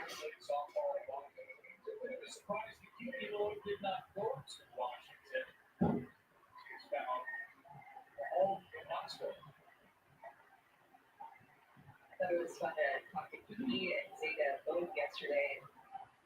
Zeta said, I don't like to watch film at all. We talked to Kiki about the year that she's had this year, and she's put in more time in the film room to watch opposing pitchers and get to know this guy a little bit more. But Zeta Puni, it's like, don't. Anyway, the answer is literally one word. You said, you have to watch film. You said, no. So the only question is she fast? You don't want to know about Smith. Is the pitcher fast or not? We'll figure out the rest. Think about how important it is to have somebody like Zeta Puni in Back when they essentially walked her in the second, ended up that easy choice because of who's on deck and here that Zeta Clooney has put together. So hot to hope season 2. Workman swap to her. Mooney is on the second time. And Tennessee has 2-on-1 out for Gibson. Tonight with Van. They made a circle this.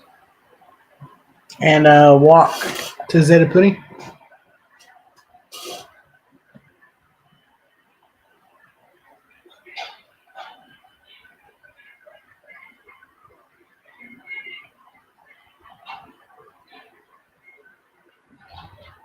Tennessee's going to send a pitch runner right now. Mooney.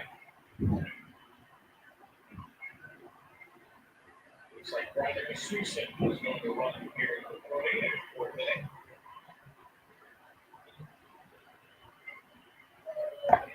There's joining us for softball this season here in the World Series. Quick reminder, players that can be replaced when we enter the game. So we'll see if we all like guys that are back in after the season. Pitch runs here in the 4th. Kenny Gibson will pitch the first, struck out the second.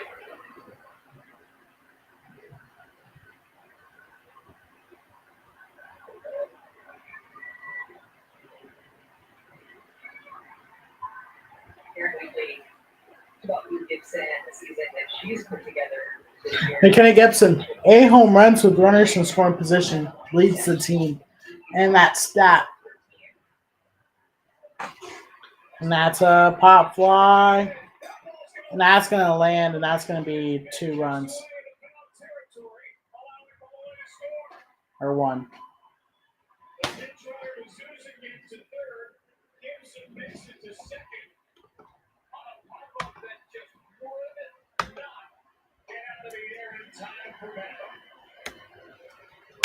Kathy Heflin just did not get a good read on this ball whatsoever. She took a really thinks that she's going back.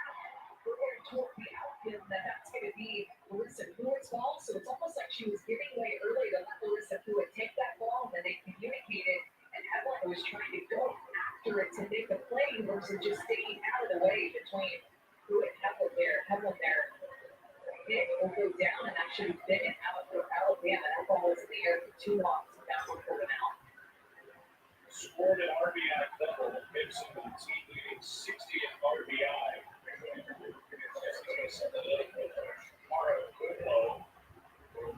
Gibson. This opportunity is to continue to want Alabama. Riley West goes all the way over. West swinging on the first pitch. Into left field. Riley West launches one.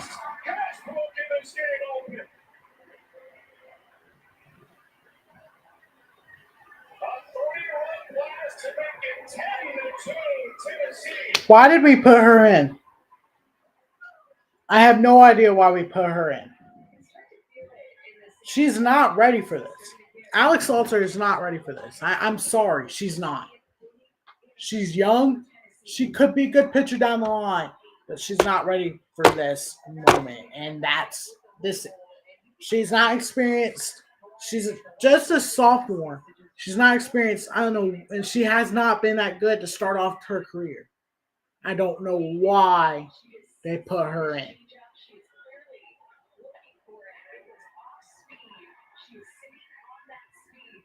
I don't understand why. I mean, I have not been impressed with Lance McMahon this entire season. I've not really been impressed with Alex. I mean, I've gained respect. I gained respect for her from the SEC tournament game to finish off against Arkansas. Who are we putting in? Lauren Essman.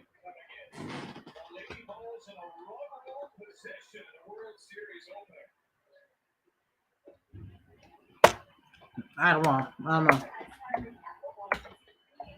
This is a young team, a very young team. We have 4 seniors. Only one of them just pinch runs. Like,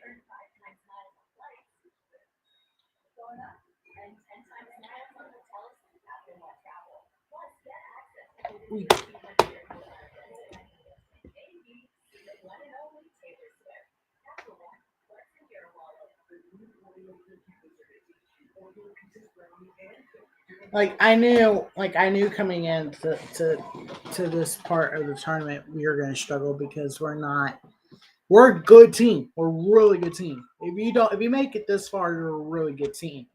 But the youth of this Alabama squad has shown all year the the pitching choices in some situations. What Alabama, they're not. Let's face it, they're not going to make it much farther than this. They may make it to Sunday, maybe with a win tomorrow. They may make it to Monday. They're not going to make it past Monday. I'm sorry. As an Alabama fan, I know they're not going to make it past Monday. If they win tomorrow, I think they win Sunday, and I think they have to win twice Sunday. They have to win twice Monday, I think. So we may make it to Sunday. We may not. I just don't know. We may not make it to Monday. I don't know if we're gonna make it to Monday. We may make it to Sunday.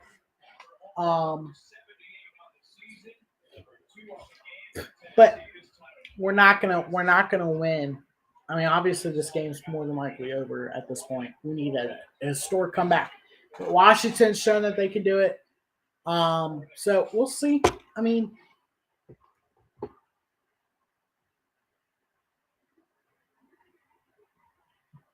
but what Alabama's going to need to do,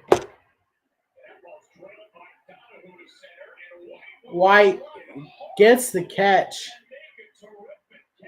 and she is feeling it after that hit into the wall.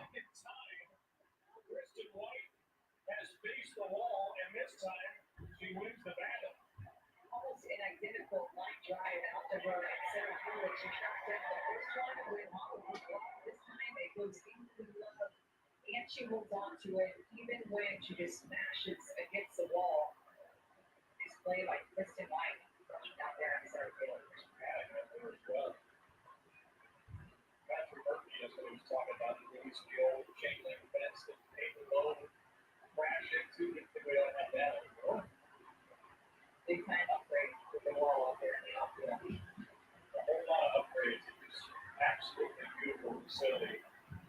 We say softball Hall of Fame Stadium. We're going to need to develop Jayla. That's in the left center. It's going to stay in the park. We're going to need to develop Jayla. We're going to need to develop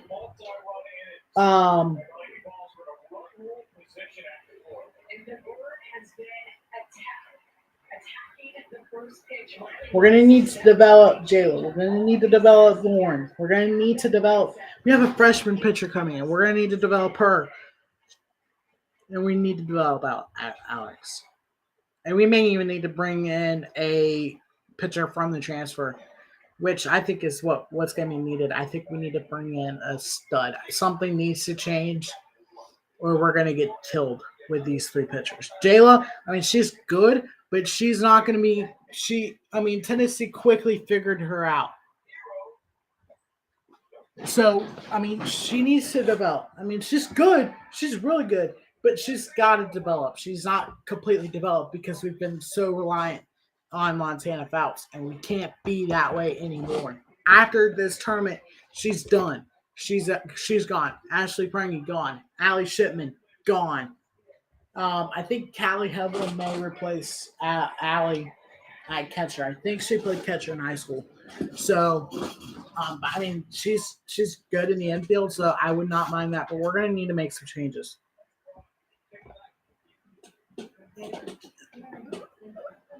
I mean, this is a young team. Jenna Johnson. We got some transfers, so we're probably going to stay. Like Emma.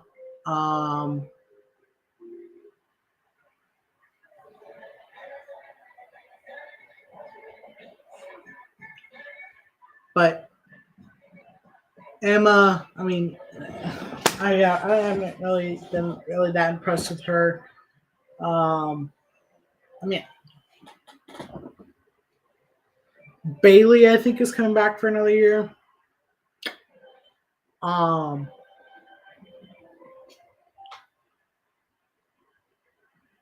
mean, we need a run. We need to score here.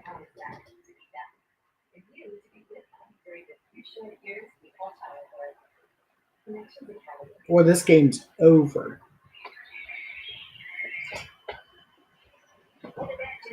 I knew we needed to score in that first game. I knew we needed to score there. I think that would have changed the. I think that changed the game. Today, coming up next, back-to-back national champion Oklahoma City. One loss this season in the midst of the longest win streak in Division I history. They may face the pitcher with the best ERA in the country, Stanford's Nigel Kennedy. We'll see. It's 1:30 local, 2:30 Eastern.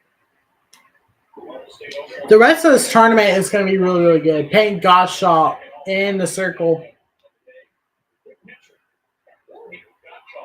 And that's a strike to Ashley Prangy. I mean, I'm glad we made it. But at the same time, like, I know we're not going to be able to compete as much as we've been able to 2 years ago in 2019. And another strike. I like this decision for so many reasons. Yeah, I just keep thinking about it. One is that Alabama's about to go third time through the order, bringing the Super Bowl well, Johnson and Dowling out with Ashley Rogers, so give that a different look. But then you bring in Pete Gottschalk, who transferred from Bowling Green, a lot of experience there, but not this type of experience. Give her a chance to get her feet wet, to feel this field and this crowd. The World Series with a 8-run lead. On the other end, Wangy, and she's run out by Donovan. We need to develop these bats. Like, that's another thing we need to work on this offseason. Ronnie West's 3-run home run has put Tennessee in run-rule position. And now Tennessee has its most runs in the program in history in a World Series game. The grand total of 4 innings.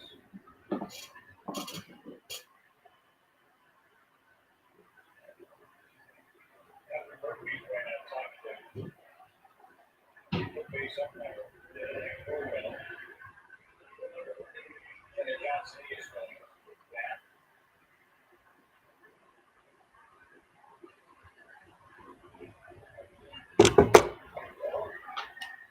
I will be ending each stream, obviously, because that's a long time.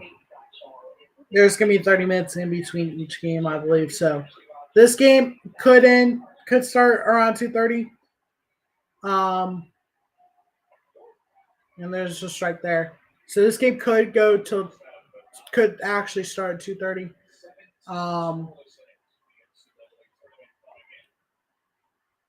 Maybe even before then. So the Oklahoma and Stanford game. There's a ball, 2-1 count to Jen Johnson. But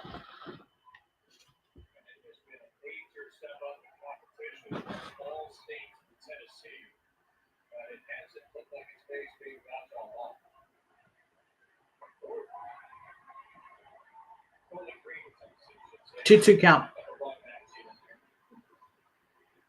I was so convinced in my head that it was Bowling Green. And when you said that, I'm like, everything I knew just went out the window. Yes. Apologies to good people at Ball State. There are a lot of mistakes every now and then, but in my mind, I usually don't make some. So. So you're on the hunt for the same. No, not at all. Not at all. 3-2 for Gottschalk. Right side Johnson. That's a Johnson gets a base hit. Johnson would shoot the breeze in. Jenna Johnson is put the rest of his hands on the board, not to throw her outside. Pitch her off.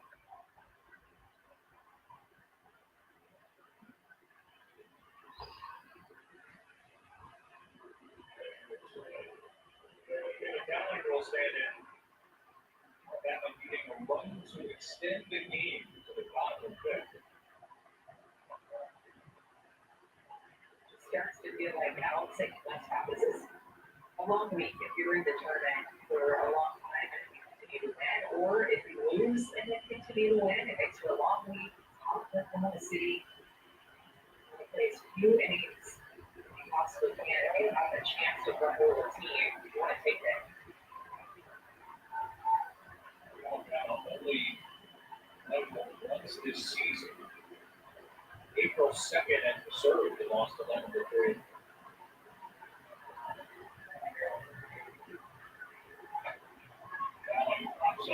That's right.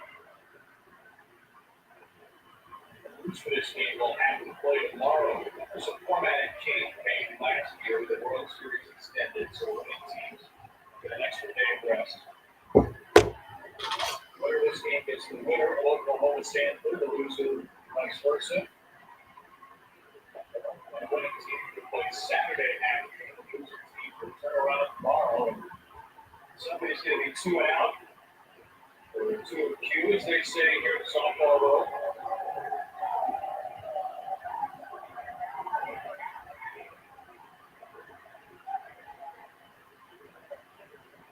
Now the left field line, another one of those long foul balls. You know, the adrenaline is so high for Kate Gottschall. The nerves are so high. She said, all I used to do when I was in middle school is watch softball and watch the Women's College World Series. I remember watching Tennessee in Florida. And bringing something else in on the average and bench. She told us that game came up in her memories 5 years ago, where he's watching Tennessee beat Florida, so pretty full circle. David Gottschall, who was supposed to go to the University of Tennessee, Martin, committed there. So the coach retired literally her last day of school, senior year of high school. And that gets through for another base hit. They only down the board for the second time in Alabama, trying to keep this game alive. A couple of balls this team just out of the reach of Mackenzie Donahue. See, she was trying to time it up just perfectly. She's definitely not the tallest shortstop in the country, but she was trying to stretch as much as she could. So 2 hits for the tie. Check in with Gottschall.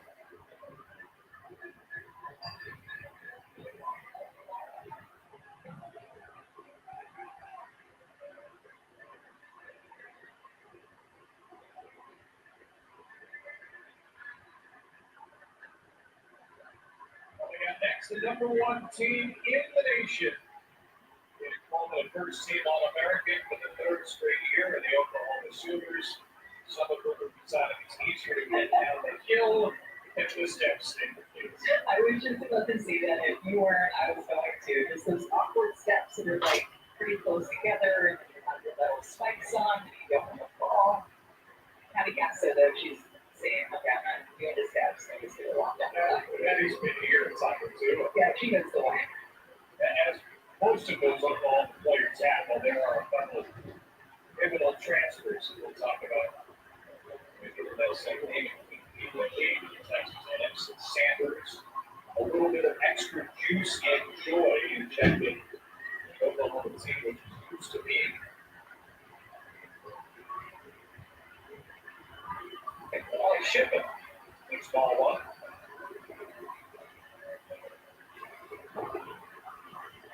RBI base hit in the 3rd, with Bama on the board. 2-run inning. The Tennessee lead at 4-2. The Lady Balls answer immediately.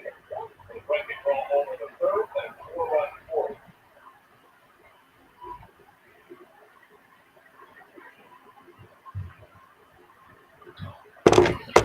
4th. Alabama needs at least one to stay alive in this game.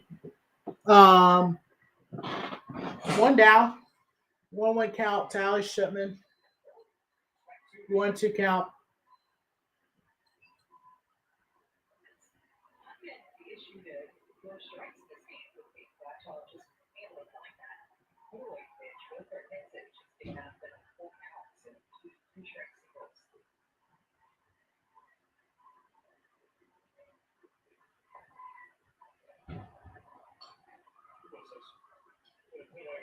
There was when it comes to last season at 4-3, struck out 374, 253 in the quarter. Ridiculous numbers. This season, more than a strikeout inning in Tennessee. Foul, another one away. And she said that Jenna is gonna need to step up next year. Bailey is gonna need to step up next year. We're gonna need some transfers. Or we're not gonna be anywhere near the Women's College World Series with the team that we have.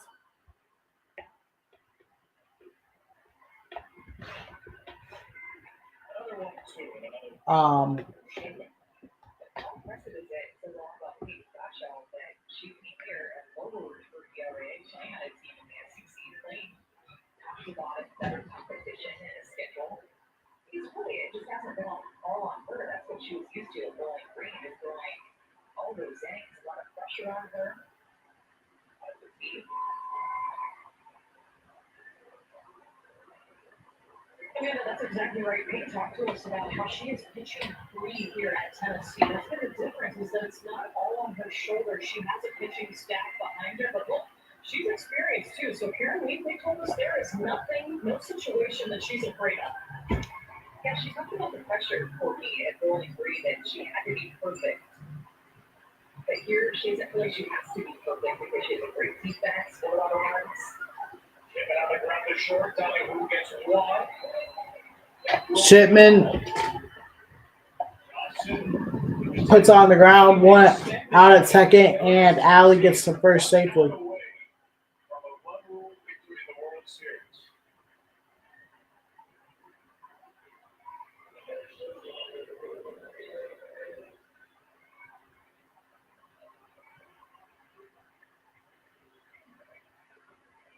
Kahela.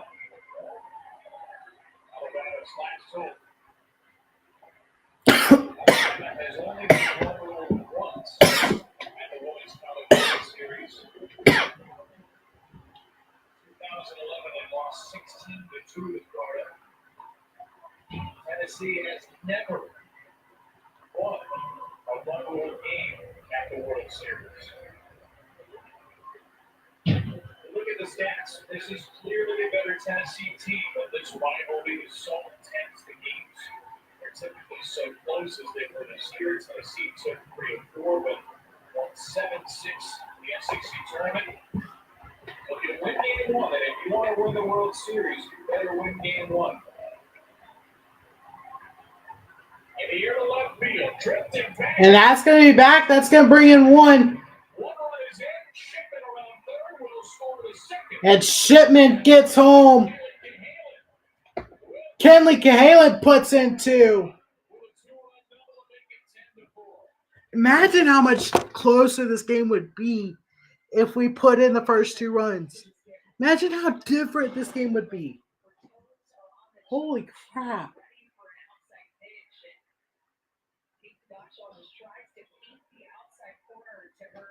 Man, that's what I knew.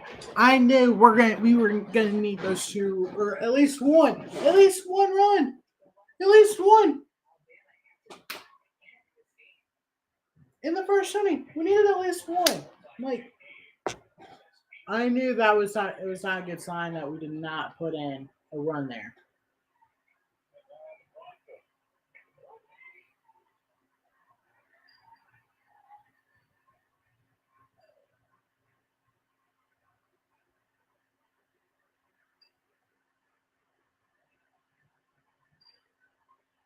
Total 6 left in Tennessee and so the runs allowed by Gotcha. The first run she's allowed in the NCAA tournament now in her 18th inning of work.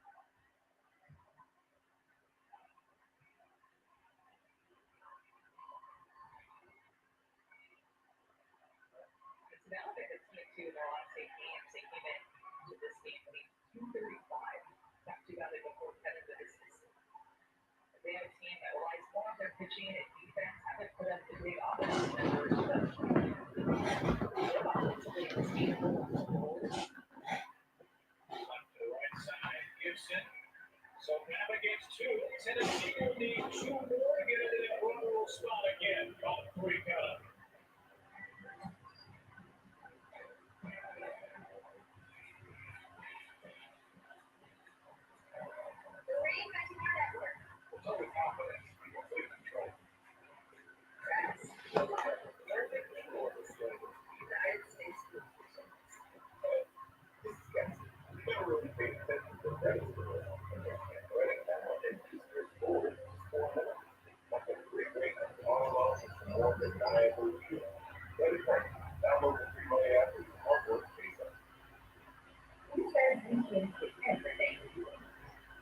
like going for gold, look up. And staying true to your taste, while staying candid.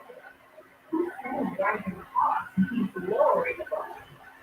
Celebrate. Get the brands you want, the prices you want, whenever you want. TJ Maxx, where you can always afford to be you to the max. The only thing I regret about my life is that everyone else is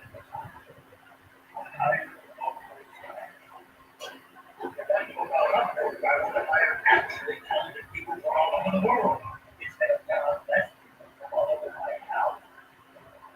Grandpa.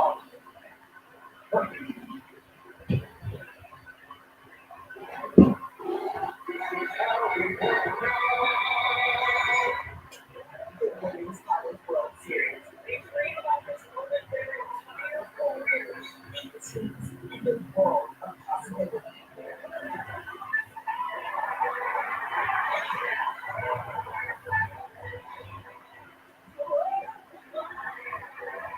And championship is contested. The stage is set. The Women's College World Series is presented by Capital One. Tonight on ESPN and ESPN Plus.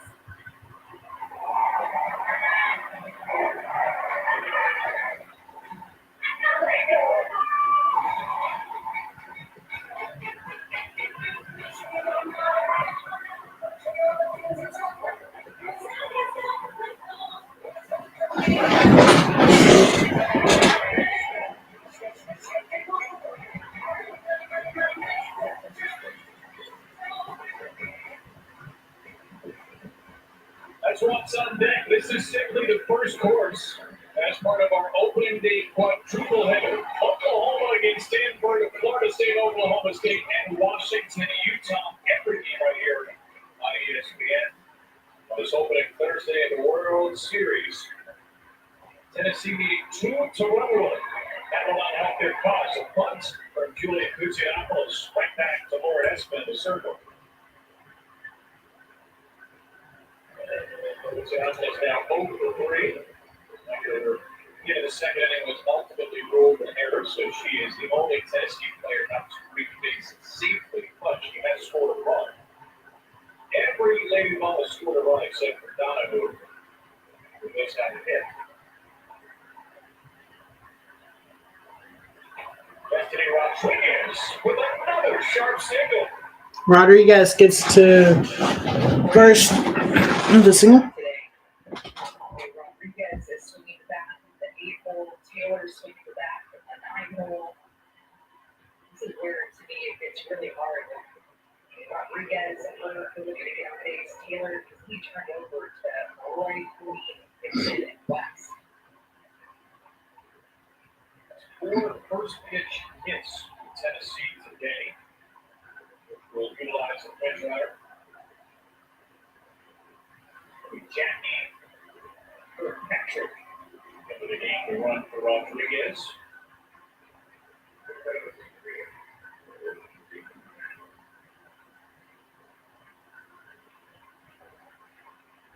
So, Katie Taylor represents the winning run. So Katie Taylor up to bat for Tennessee. And Taylor is not going to win. She will go to a fielder's choice. And a fielder's choice. 2 down now. 2 down, and that'll bring Kiki Malloy to the plate. Kiki Malloy up to bat for Tennessee.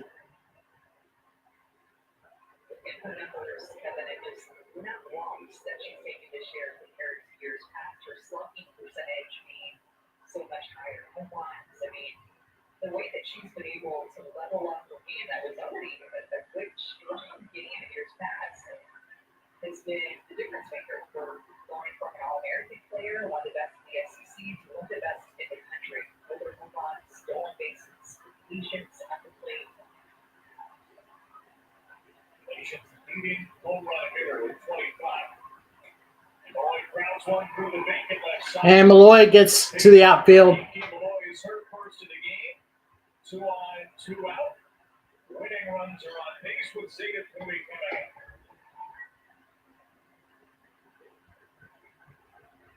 They are at absolutely relentless.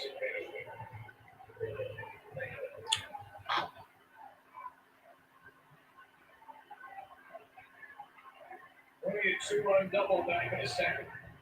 5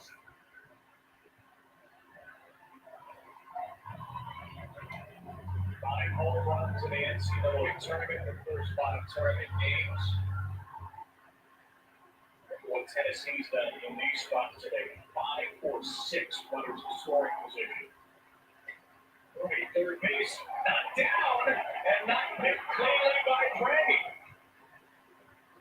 Another defensive play that won't go as an error, but could be made by Bama, and it loads up the bases for Boone Gibson. That play is just out of their reach. Has a chance to just step on third and then throw across the timing. Diamond pitch, this handles it.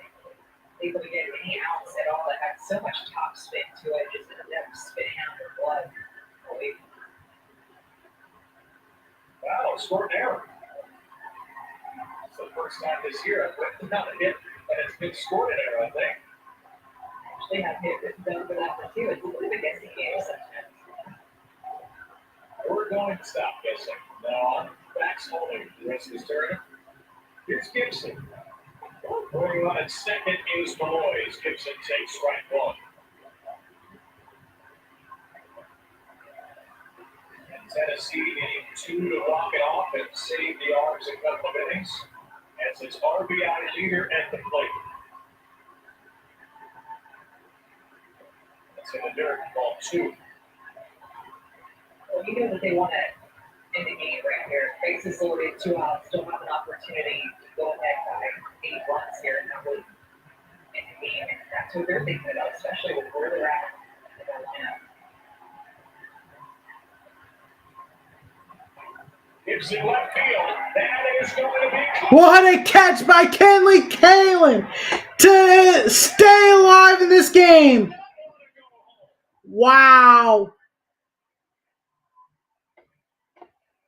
She's making that very clear. Remember, Kenley Kalen should be in high school.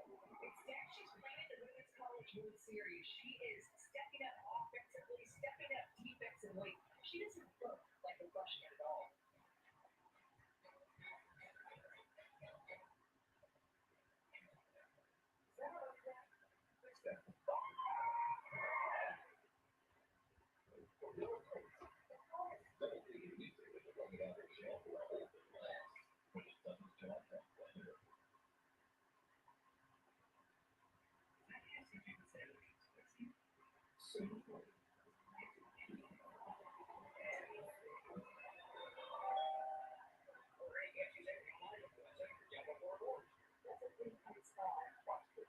You're friends with them.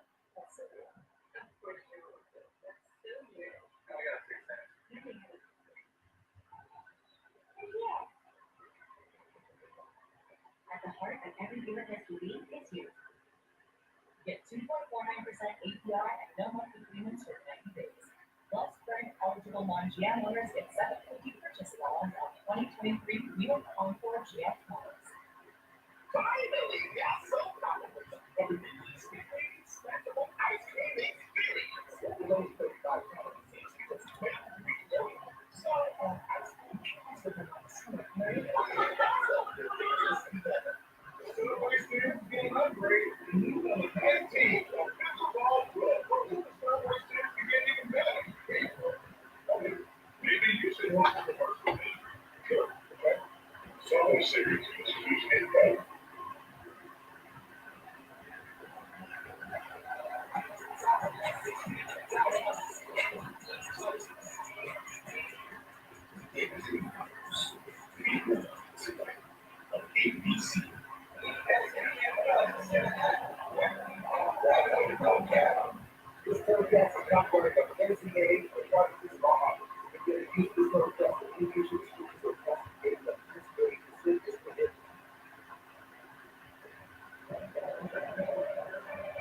Quarterback World Series, Dan Madison and Danielle. Almost over the last couple of innings. What do you see so far? I mean, really impressive Tennessee offense.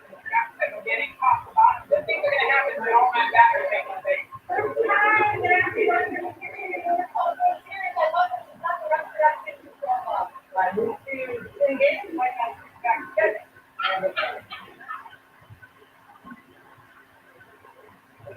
see you in an inning or maybe an inning and a half. We'll see Tennessee nearly winning it via run roll a couple of times. I think they had a 2-run double and great catch to Rob. Gibson, the 2-run hit, so 10-4. But a good day for the Alabama bats. 4 runs in 5 innings against the second best pitching staff in the country. With Tennessee with 4 in the second, 2 in the third, and 4 in the fourth. That's well out of the biggest time. Remember, this game will get tomorrow off, play Saturday afternoon on ABC.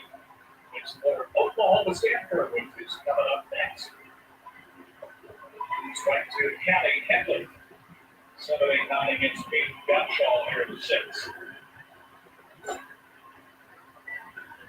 Patrick Murphy, even if Alabama doesn't win this game, he probably will like the quality at that, some of the best of their postseason. Really clean up some defensive mistakes before tomorrow if they are to lose this game. Absolutely. And I think that's what you're using this game for, to stay in the game and force try to attempt to come back and win it. But just to get more at bats, just to start to feel good here on this field, start to see the ball out. All those little things matter. In a game like this, in a tournament like this, be as comfortable as you can. Now get at bats and feel confident. They're not a team with a ton of World Series experience, even though they were here 2 years ago. So many of their key players were not. Aside from Hamlin, Riley Weston, foul territory is there. And we're over 3.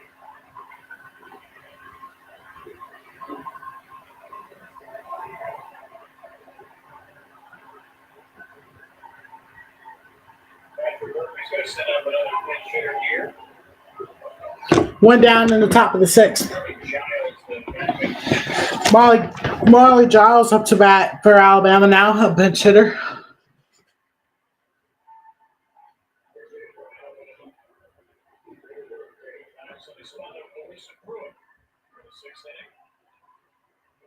Capture the future, they think. Because they're a shooter of the present. Okay, so Marley Giles looks like she's going to be replacing Allie Shipman at catcher next season.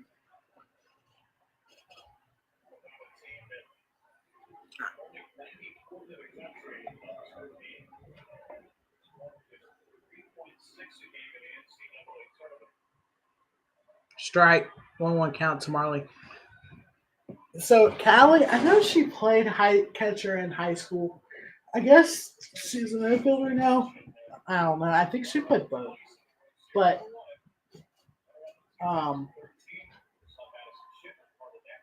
that hits Marley.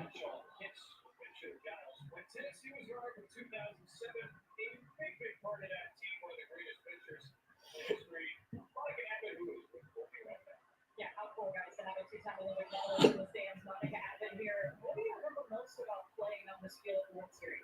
Yeah, I feel like when I played, I had a lot of nerves, especially at the start. Like your first time out there, your first game. I remember the crowd being loud and like all the fans being really excited. Honestly, the best place to play softball, right? That's why it's the hallmark of softball.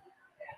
When you watch this year's Tennessee team, what stood out to you that's allowed them to get to this point? Honestly, I think that they're very talented. They obviously have their stars like the one and Ashley Rogers, but they have a lot of really big unsung heroes and contributors, people that are showing up in big moments like Riley West, Gibson. And the umpires are talking here. So they have different people throughout their lineup that are showing up and just kind of being the unsung heroes for that game. It's been really interesting to watch the evolution of softball. When you played at Tennessee, you're that main arm in the circle, and now Tennessee's got a true pitching staff. You see that on a lot of teams.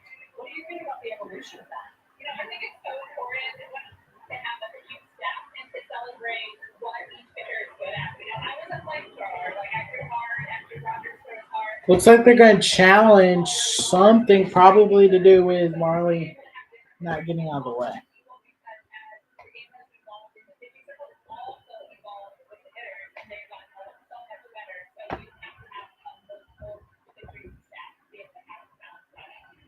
Enjoy the rest of the game. Thank you.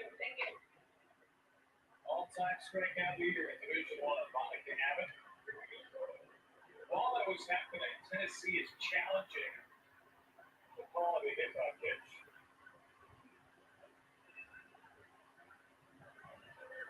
Maybe questioning their hitter.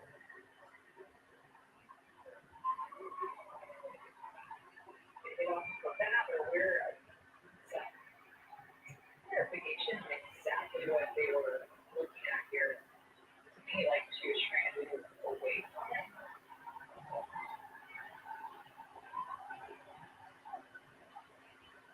Let's chat with Christy Cornwell, our rules analyst. Christy, what do you see there?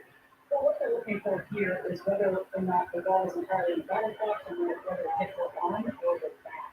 They moved it into the back. From the end of the we saw, I don't know, look at the line. That's interesting. One more look at this.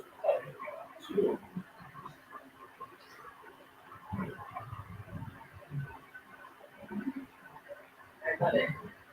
There's the rest. So it was all in foul balls and Giles is set back. So they called it a foul ball. Definitely looked like it hit a wrist. So what's the standard needed to overturn? Everything has indisputable video evidence that she either not hit or that it hit the bat. In the air to left field for Giles, who apparently was not hit by a pitch. Wow, Marley Giles launches one. And that's not what Tennessee was wanting there. The second home run of her freshman year, it's 10-5. 10-5 now, Alabama. Wow.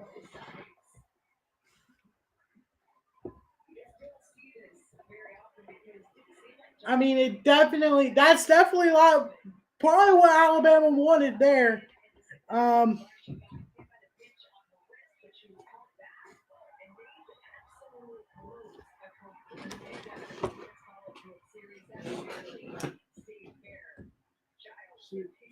They thought she hit her on the wrist, and they called it a foul ball. Next pitch, and watch. So she was sent to first, called back. How many? What? Just a single? Marley Giles. Was No. it a single shot? Yeah, it was a single shot. What a bizarre sequence of events. If we scored in the first inning, I think this game would be a lot different. Indisputable evidence to overturn that call. I don't know if that's what we saw, but it was overturned, and it's good news for Alabama that it was. 10-5 pitcher here.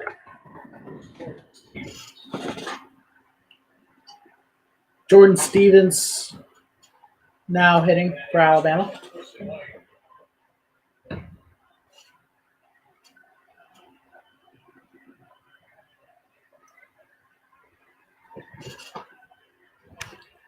Alabama's able to put in. If we scored there, man, this game would be. I think Alabama could be in the lead. Now, obviously, maybe not in the lead. If you keep it the same way, it would be a lot closer than 5 runs. It would be 10-6, 10-7. Tradition of the World Series, the family gets the softball after the home run. So that one's going to the Giles family. Um, One of our favorite traditions here at the World Series. Mom, Dad, whoever's in town, the player that hits the home run, always the truth of the outfield brought to them. and Steven strikes out there. This is why that last inning for Tennessee on defense, which is so devastating for them. I mean, you had a chance to get out of here in 5 innings, you needed 3 outs, but instead, Jalen had other plans in mind, and then you're able to get more at bats for your team, use more pinch hitters, get them experience in this situation, and it's been paying off for Alabama big.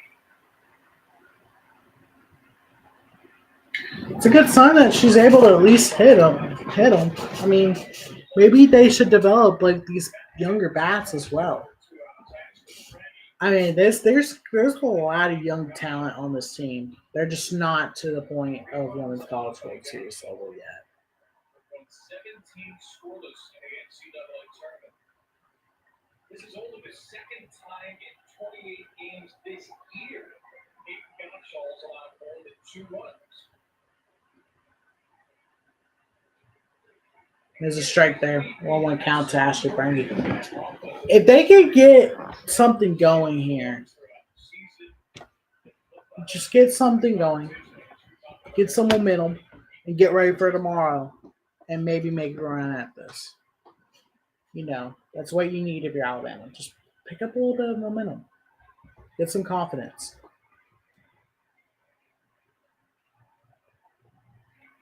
You're probably going to see someone like Elena Vaughter tomorrow.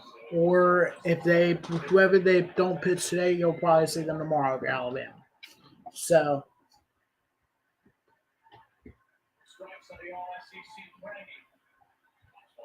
I mean, hey, if you come back, and you don't even have to play tomorrow. But I don't think that's going to happen today.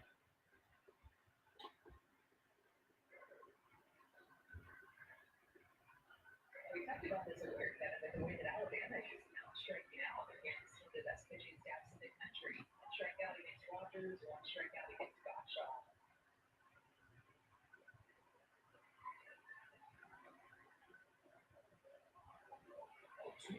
And that's fouled.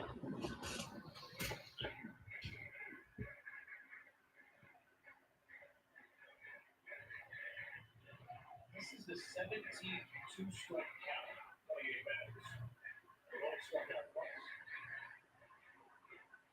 But two, Alabama on the year to this game is hitting 2 or 3 with 2 strikes. Significantly higher than that. Stepping up today with 2 strikes, not making it easy for Tennessee and their pitchers. And he takes ball 2. Imagine how many balls Jocelyn Alla's family has from how many home runs she hit in the past 2 years here.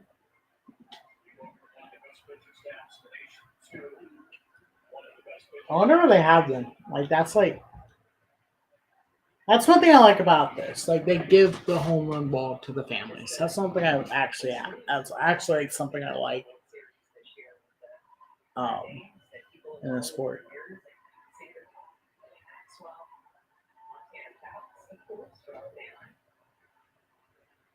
Not seen her today. And probably behind her. In the center. And Ashley Prangy, is that going to be gone? No, she's going to fall short at the warning track.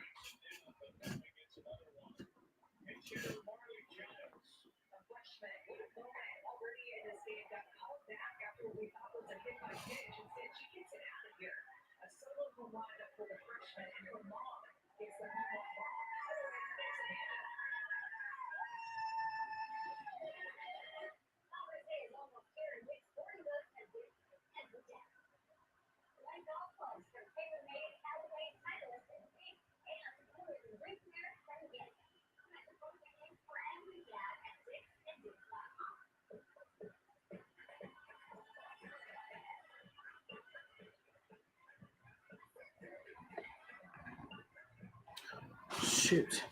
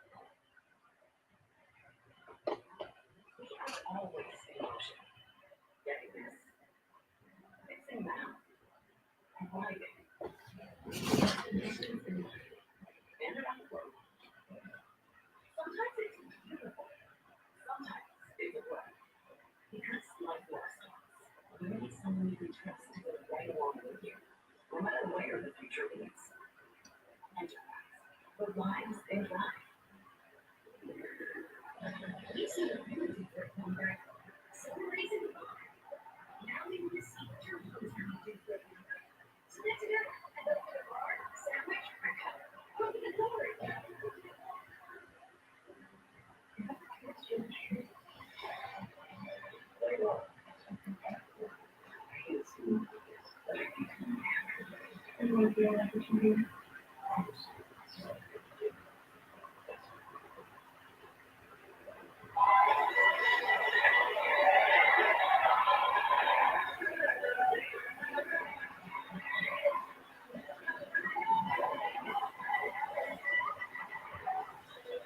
Swinging in the first pitch. Into the left field. That's broken the table.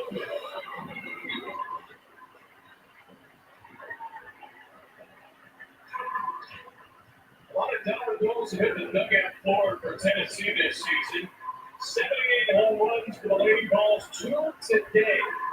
Their most runs ever in a World Series game ending Alabama 10-5 as we take the field the bottom of the sixth.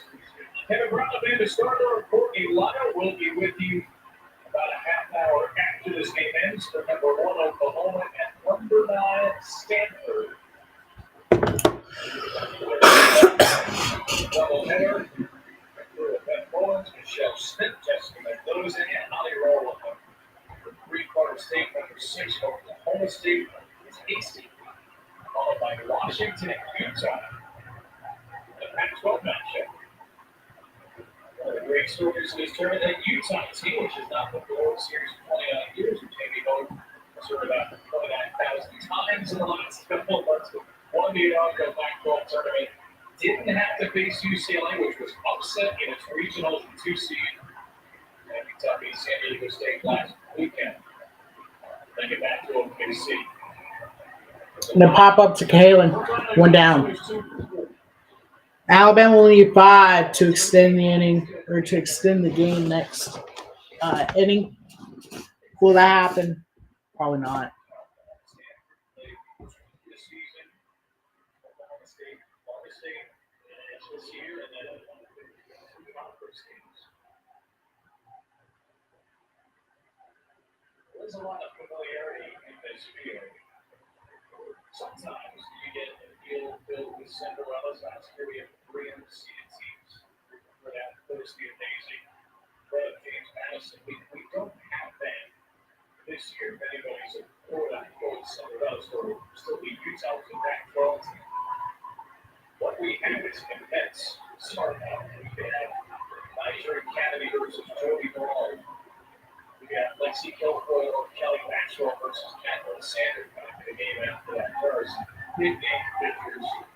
A Clemmer, All-American batter for Washington. That Ryan Lopez, another pitcher for Utah. Sometimes we do love these Cinderella stories. We'll find some as this tournament goes along with the teams and players, but the field itself, the teams and the players in it, this has a chance to be a really special week plus us all. What we always have fun. Well, I think too, just looking at the field, by the teams that are here, maybe that they could just super regionals last year. Because they make the tournament, and the other 4 teams didn't make it out of regionals to again. So, what about those stories?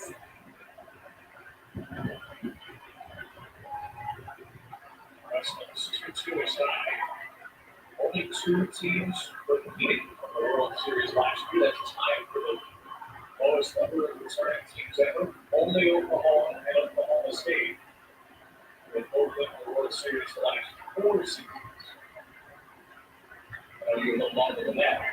Off the glove of Frank and not in time. And Donahue gets it to Prangy off the hand, and Kalen almost gets her, but McKenzie just barely beats it out.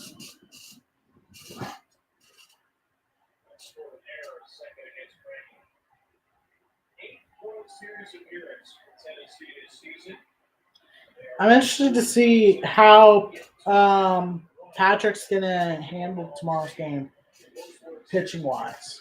Will they give Montana the start in her last possible career game?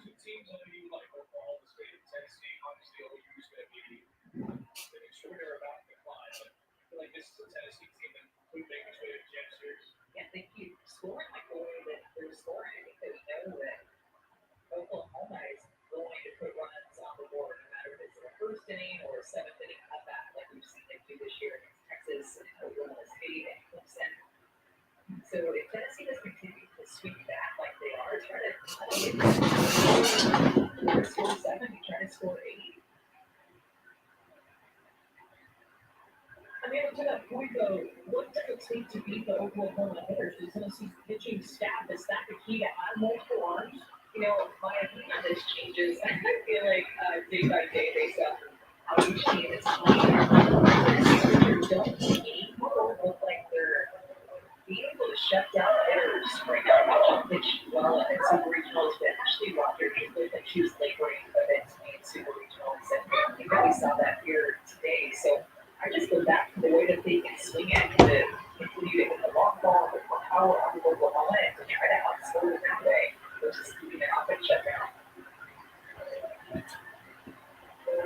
Very carefully say to Robbins, that's the performance bias of the Dodgers. We don't have any specific injury information on as to about that nature, but and he's only one strikeout.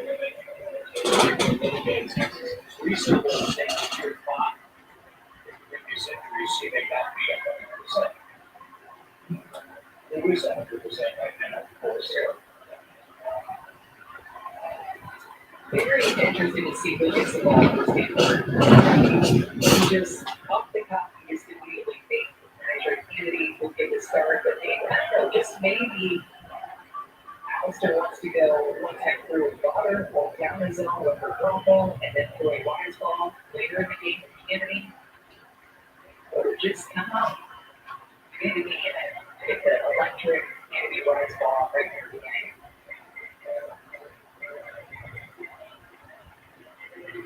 You could have followed this one in about 40 minutes after the conclusion of this game. As Kennedy leading the nation in ERA, the National Freshman of the Year, running the ball was an All-American. And one of them will have the chance to tackle an Oklahoma team that has won a record 48 consecutive games. It's going to be the second team ever to win back-to-back national titles. Long at bat here for Jamison Brockenrow. He pitches deep with no result. Where she hit that home run earlier this game, and it was off the first pitch that she saw back in the 4th inning, went down and got this pitch. And when we look at it just based off of the strike zone, she could go down a lot more than that they got to get this pitch. Look at her stay in her legs to be able to drive that ball on the ball towards center field. They pitched that was middle end. They never got it. This one's in the left. Johnson is here on the right pitch. They added back. Brockenrow 1-4. Now 2 down for Tennessee here in the bottom of the 6th. Bama. I think that they've taken steps forward the last couple of years under this tutelage. I mean, maybe it would be realistic if they could get one in. If they would have gotten some runs in the first inning, and they had runners on the corners, no outs. You need runs in.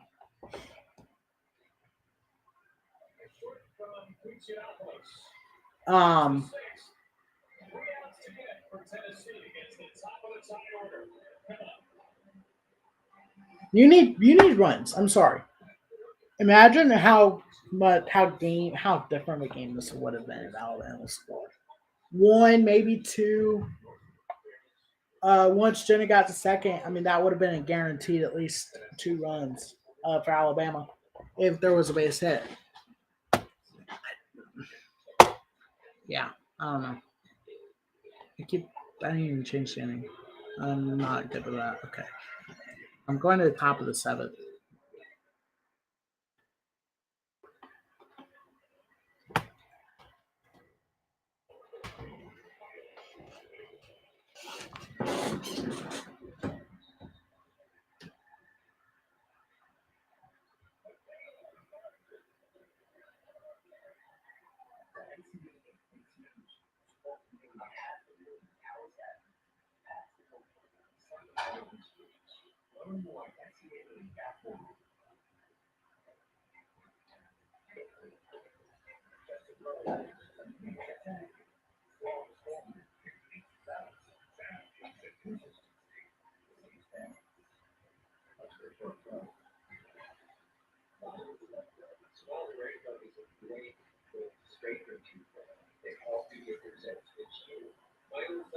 There's no direct correlation. I would highly recommend it. Start your doctor-directed care at SmithDirectLab.com. I made a promise to my daughter that I would get my college degree. I had 20 years of experience in the HR profession. I had reached a ceiling. So I enrolled in UGC. UGC is every area. Everyone treated me like the person with individual needs and met me where I was. I would not be the person that I am today. The mother, the business owner, and an active partnership with UGC.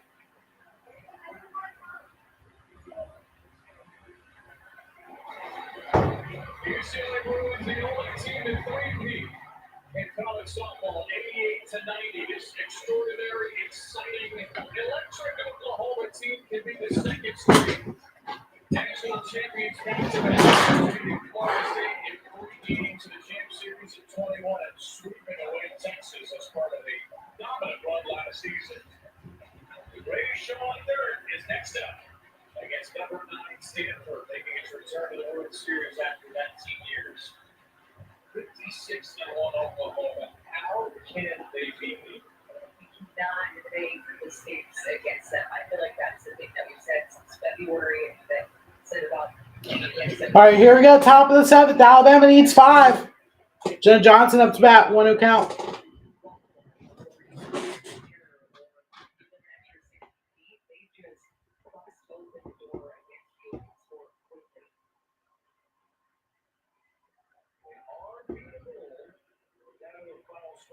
Twice against Clemson Saturday. 2-strike pitch to Haley Lee and the time moment. Hanson won the game of extras. They have won 48 in a row. They will get one of these two teams, winner of this game against the winner of that game, and the losers will face off against each other as well. They've got Charlie to close out. Jenna Johnson leading off the 7th. And Johnson puts another ball. Johnson puts it, and that's out. Number 1 to Taylor. Well, if you want to shut down the number 1 offense in the country, hope to have the number 1 ERA in the country. And that's what we might see for the freshman Nigel Kennedy who get the ball for Stanford. And Nigel Kennedy has only given up 1 home run all year, opponent sitting 138 off the first. This could be a special matchup if we do indeed get it. Oklahoma with 112 home runs off the year to lead the country. And I know it sounds insane that we're simple, maybe Nigel Kennedy will throw his ERAs negative essentially. They do have an All-American in the land of others. So maybe Stanford goes with water. Is Kennedy get after? Probably go with Kennedy. Oh my God, It's a different strategy because what you see Kevin this year is that Wonder if Stanford has the lineups out. left and right, who they're starting, when they're bringing them in, they're throwing a different pitcher each inning against it. Everybody has tried to do everything to beat Oklahoma and quiet their offense, and that's why we kind of lean that way. Like, please keep Walker would get the start because everybody just tries to mix it up against him.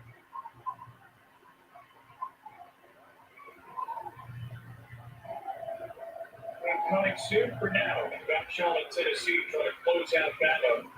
2-2 for Bailey down to the 3 spot.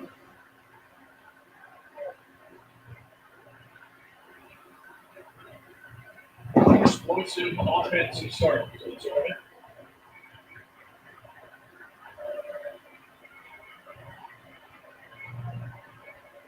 See 1 out away from a 1-rule win. Now it's drawn back to the 1 of the 6 to extend this game to full 7 innings. I have a feeling that tonight's game might look a little bit like this with the familiarity that both teams have against each other. Utah playing Washington, the amount of times that these pitchers have faced these hitters and these hitters have seen these pitchers. They just played the Metro tournament a couple weeks ago. Utah won that game and went on to win. The guard thing.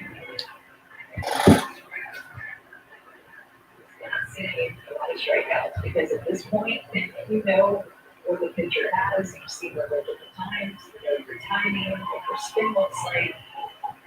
Drop mistakes. Right off the end of the bat. And 2 down. Tennessee Lady Balls are one out away from their first World Series win in 10 years.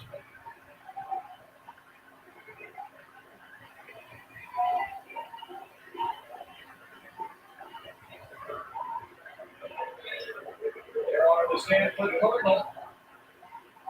Making their way to Hall of Fame Stadium, hoping to shock the nation.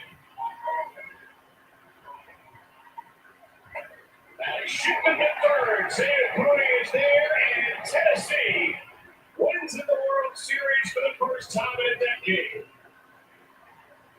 It took a little bit longer than they would have liked, but 10-5 will do for the highest scoring game in Tennessee's World Series history as the Lady Vols move to Saturday in the winners bracket. Tennessee had such good at-bats with runners in scoring position and on some big swings, had that attack mentality at the plate with a couple of home runs and 10 runs, 11 hits. Their offense looked very comfortable. Honestly, Alabama gained a lot of confidence, I think, in this game too, offensively, to going into their next game that they'll quickly have to play tomorrow.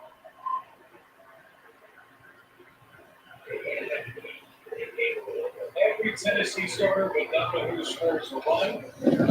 8 of the 9 starters reach base safely. Tennessee's going to play on ABC Saturday, 2 local, 3 Eastern against the winner of our next game. And Alabama has to turn around quickly. We'll see if Montana Phillips gets the ball tomorrow after she did not pitch today. They will face the losing team between Oklahoma and Stanford tomorrow, 7 Eastern, 6 Central, here on ESPN. Let's take a look at today's Capital One rewarding performance.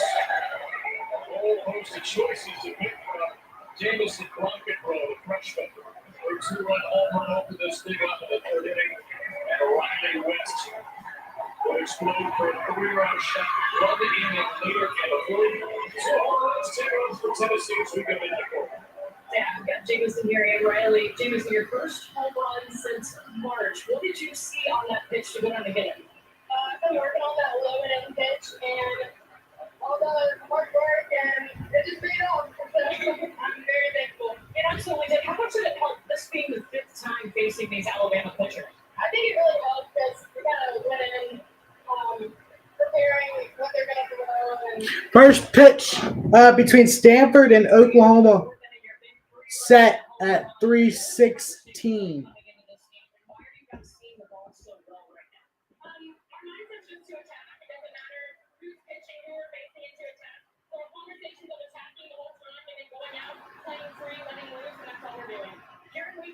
You as one of those leaders on the field for this team. Why is being a player-led team so important? Player-led, you get it done with each other. We know what we have to do, and we talk about it daily. And so when you're talking about it with your teammates, you're going for it, holding each other accountable. It's really important. That's important, ladies. Thank you so much. Come on. This World Series wins in 2013 for Tennessee. For thank you, Stanford, Oklahoma, coming up in a half hour. First, let's send you a family with the gang in the studio.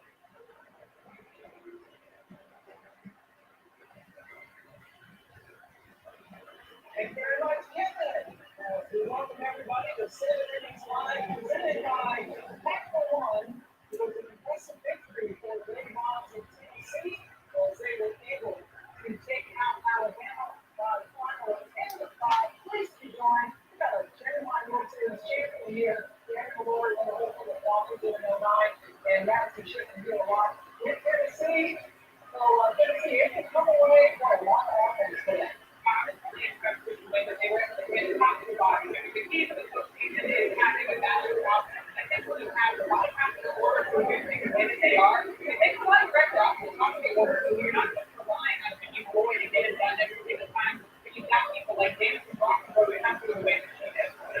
think when I look at it, I have to look at this is the first time that Tennessee has been here since 2015. And when you know that, I can tell you get Rogers Speedway, even Rogers Speedway. There may not have been the performances that they would have wanted it to be, but this is game 1. Everyone has nerves on a Thursday, so a win is a win regardless of the score.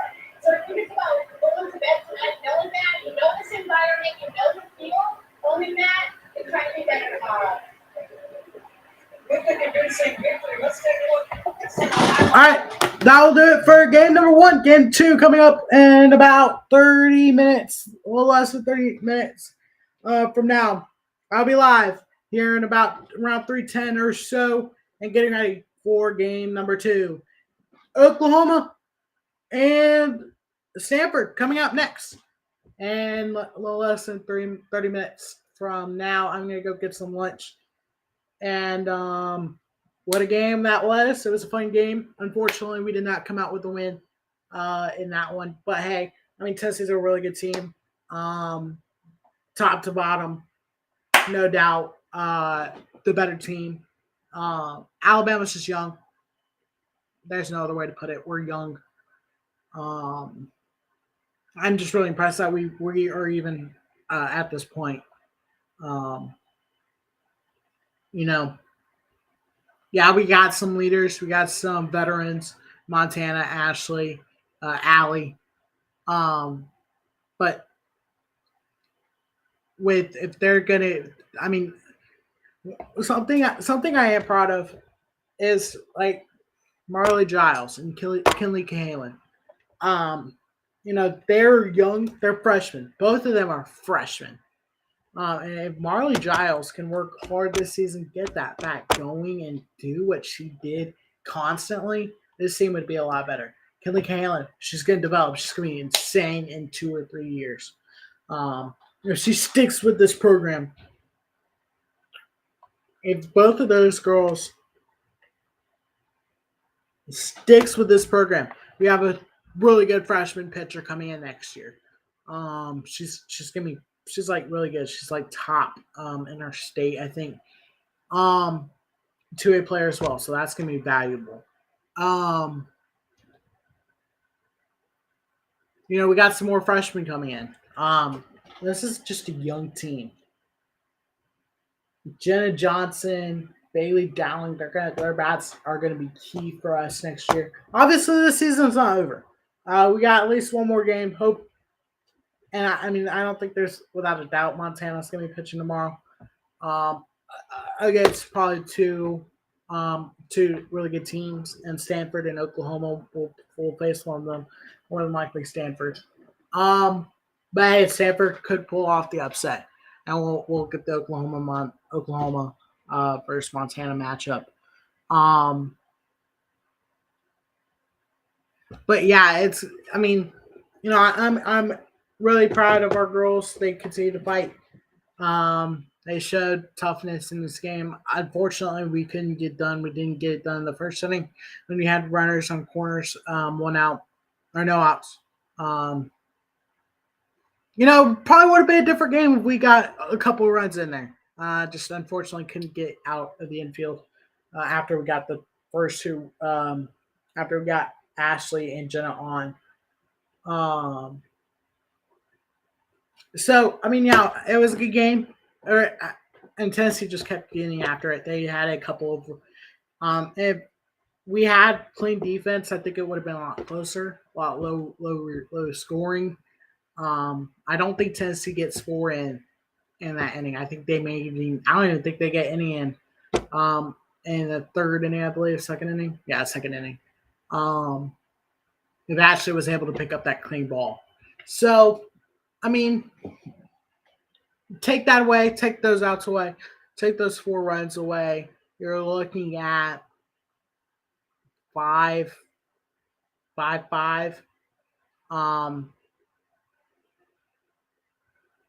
You're looking at a really close game. Maybe 5-5. Actually, no, I think Alabama would be winning if we had runs in. If Ashley was able to get that ball cleanly, and get I can't remember exactly how many outs we had at that point, but I think they said it was 2 outs. And if we had that, I think all 4 of those runs were 2 outs. It would be 6-6, 7-6 Alabama if we were to get Jenna Johnson in. I think Alabama could be winning. Just those 2 plays, just those 2 situations, if they went Alabama's way, it would have been at least a lot closer. I don't know if Alabama would have won, but it would have been at least a lot closer. And it would have been a totally, completely different game. So, yeah, make sure you guys like, subscribe, turn on post notifications. Other than those two situations, I think both teams played really well. Jayla pitched well to start off the game, and then they figured it out. And Alex, I don't know what that was. And I think Montana comes in after they take out Jayla in the third or fourth inning. Third, I think Montana comes in. If those two situations were different, Montana comes in, and I don't think Tennessee would put in 6 more runs against Montana. But again, make sure you guys like, subscribe, turn on post notifications. It was a tough loss for the Tide. But hey, Tennessee will be headed to the 1-0 games, and they're 1 win away from a semifinal appearance. Make sure you guys like, subscribe, turn on post notifications. I'll see y'all in about 20-25 minutes from now. Peace.